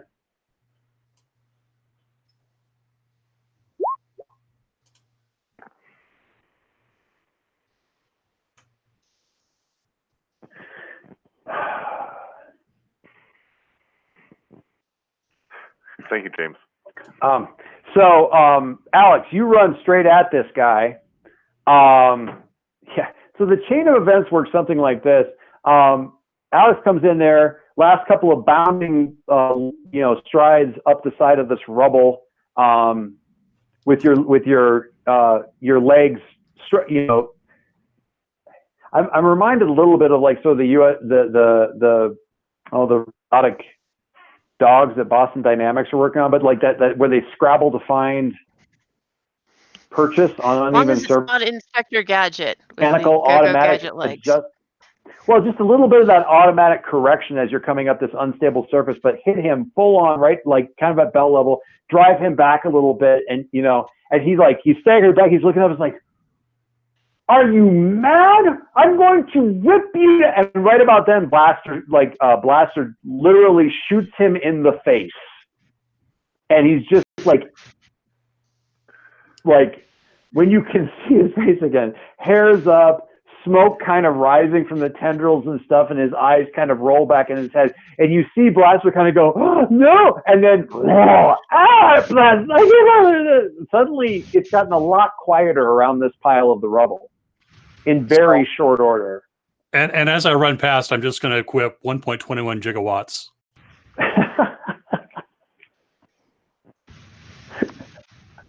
Oh, that was the Joules reading off of Blaster of Paris that you got from the previous stuff. I love it. It's back. It's fine. I love. What's that? It's the Back to the Future reference. Oh, nice, very nice. Kiln, you're standing right there at Rubble, who you knocked down, who then got glue poured over him. You've also taken in the rest of the situation. You're over there. Roundabout here, Emma, Hot Mess, and Nono, Emma / Hot Mess, and Nono are covered in glue, and they're kind of struggling. You can see them underneath that. But that is definitely a thing that's happening. What do you do?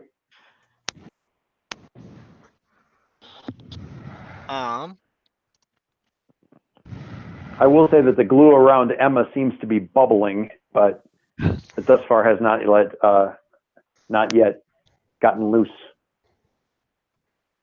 or evaporated, boiled.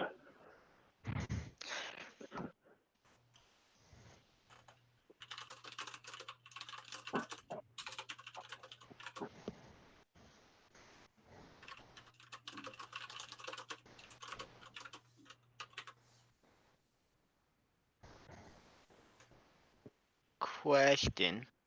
Mm-hmm. So, before Gluage happened, Yes. there was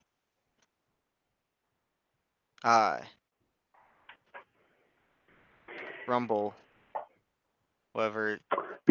Rabble Rouser, Was- yes. Trying to tear down this wall. That's also happening. Thank you.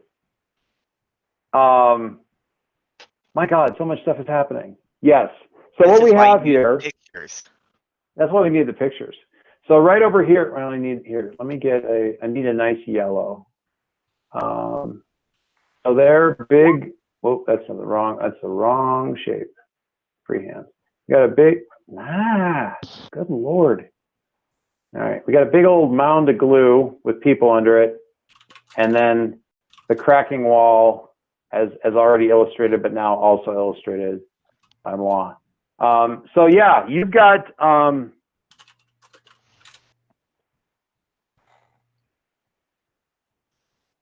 couple situations here.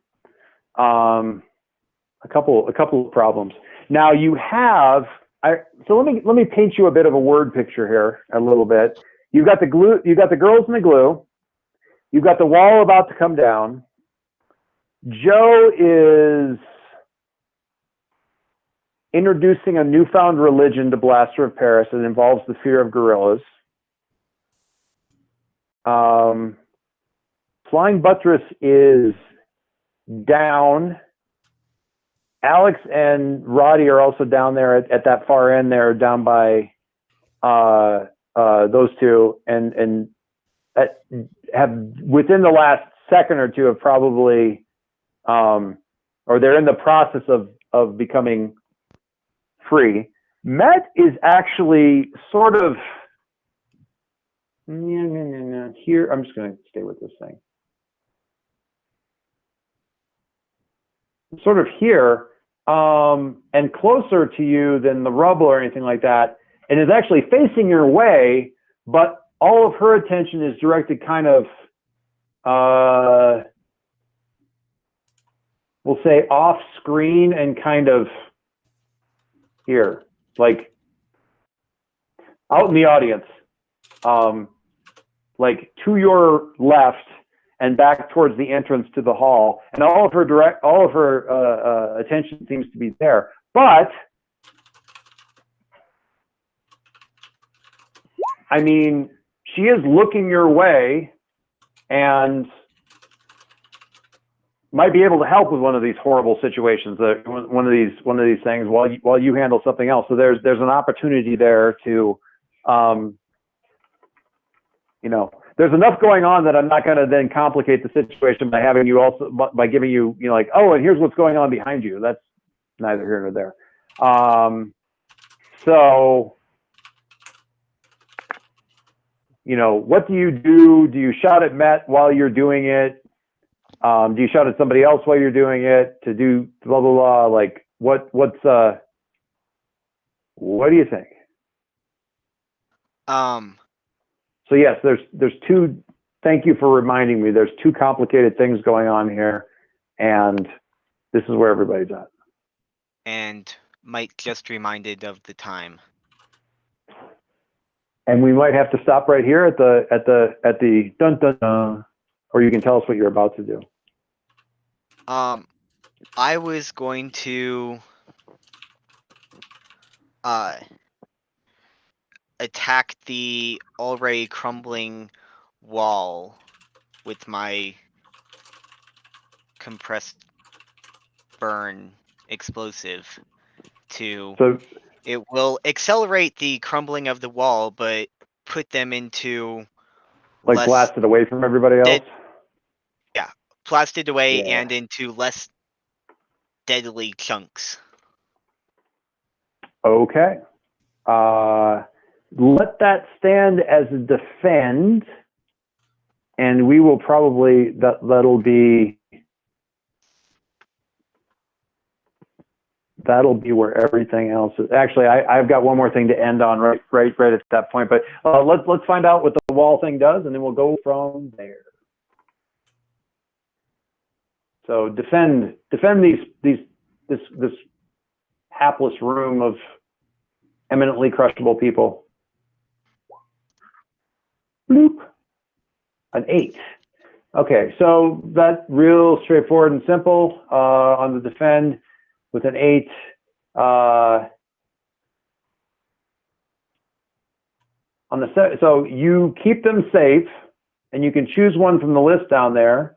Add a team to the pool, take influence over someone you protect, clear a condition. That's just an option for you. But on a 7-9, it costs you. You're either going to expose yourself to danger or we escalate the situation.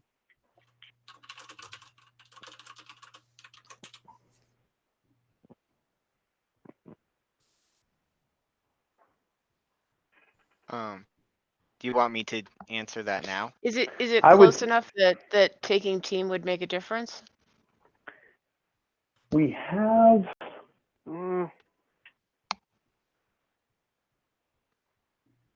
Is it close enough to taking team would make a difference? I think we need 2 people to help.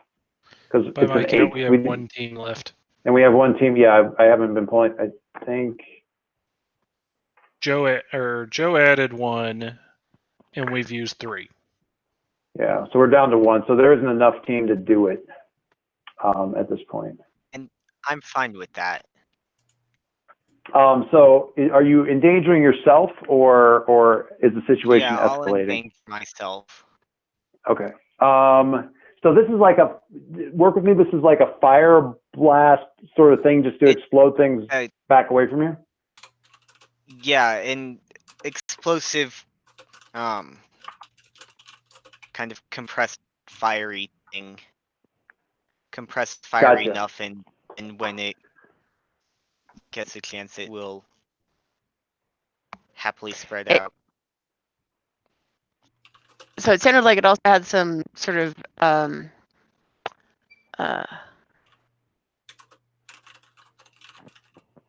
lost the word between turning my mic on and off. Disintegration aspect to it. Not really really. more- I was just planning on blasting into smaller pieces. Gotcha. Okay.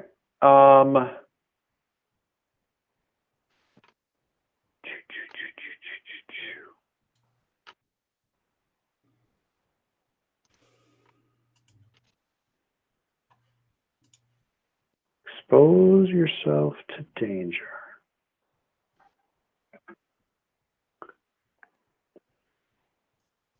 But that's just expose. Okay. But that's just expose.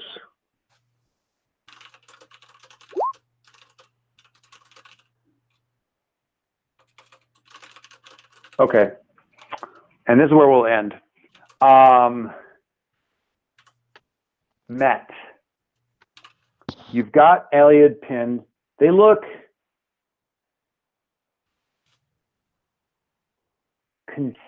puzzled. They look puzzled, not confused, puzzled.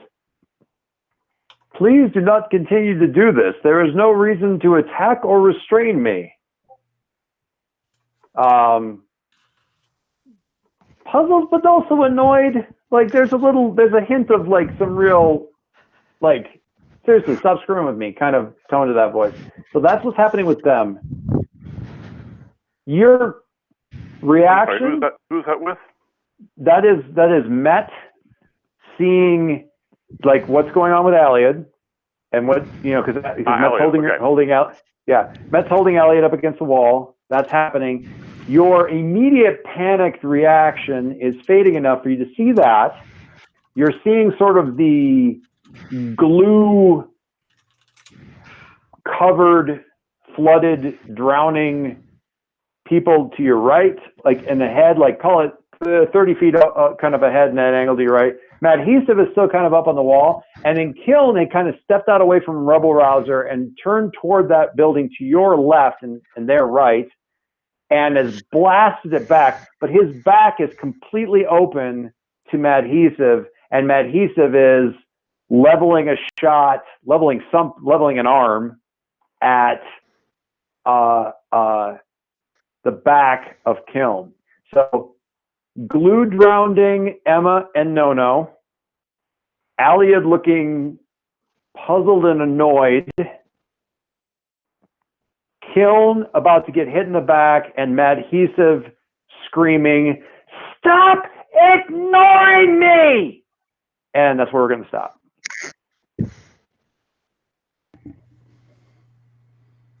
So you can think about what to do next for a week. But we're going to start with Matt.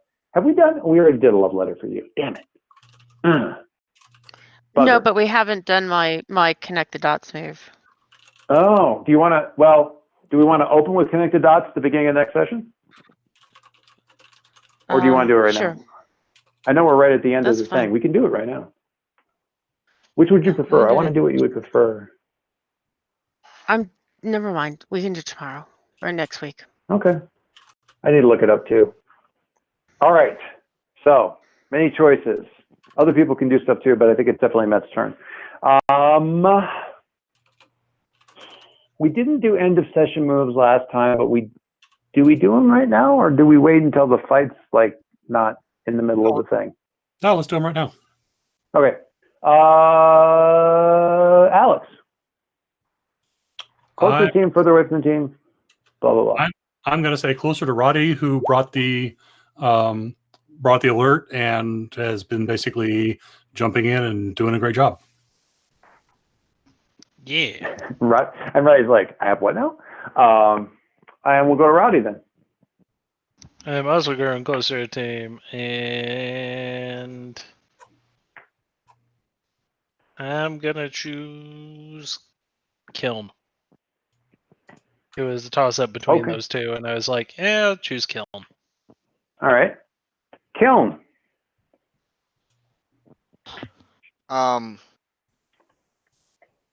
I'll complete the little triangle and say closer to the team to Alex for helping out with the Rubble Rouser thing. Very nice. Very nice. And that leaves, we'll go to Joe. Close to the team, further away, and blah, blah, blah. I'm going to say closer to the team because Met was in danger and I was able to rescue her. So, influence to Met, Yes. which I think Met probably definitely already has. So, Met, feel free to just live. I'll just, as a reminder, anybody who does closer to the team, which I think I've been terribly remiss. Hardly any of you guys have conditions at this point, but if you feel like it, you can clear condition or take potential. And finally, that brings us around to Met, closer to the team, further away from the team, or more into your own image of yourself. I'm gonna say farther away from the team, Okay. feeling So you- out of connection with the current time. Gotcha. That would have you taking then influence away from somebody who has influence. Well, everybody in has the influence team. over me. Right. So whoever you pick is the person that specifically loses influence over you right now.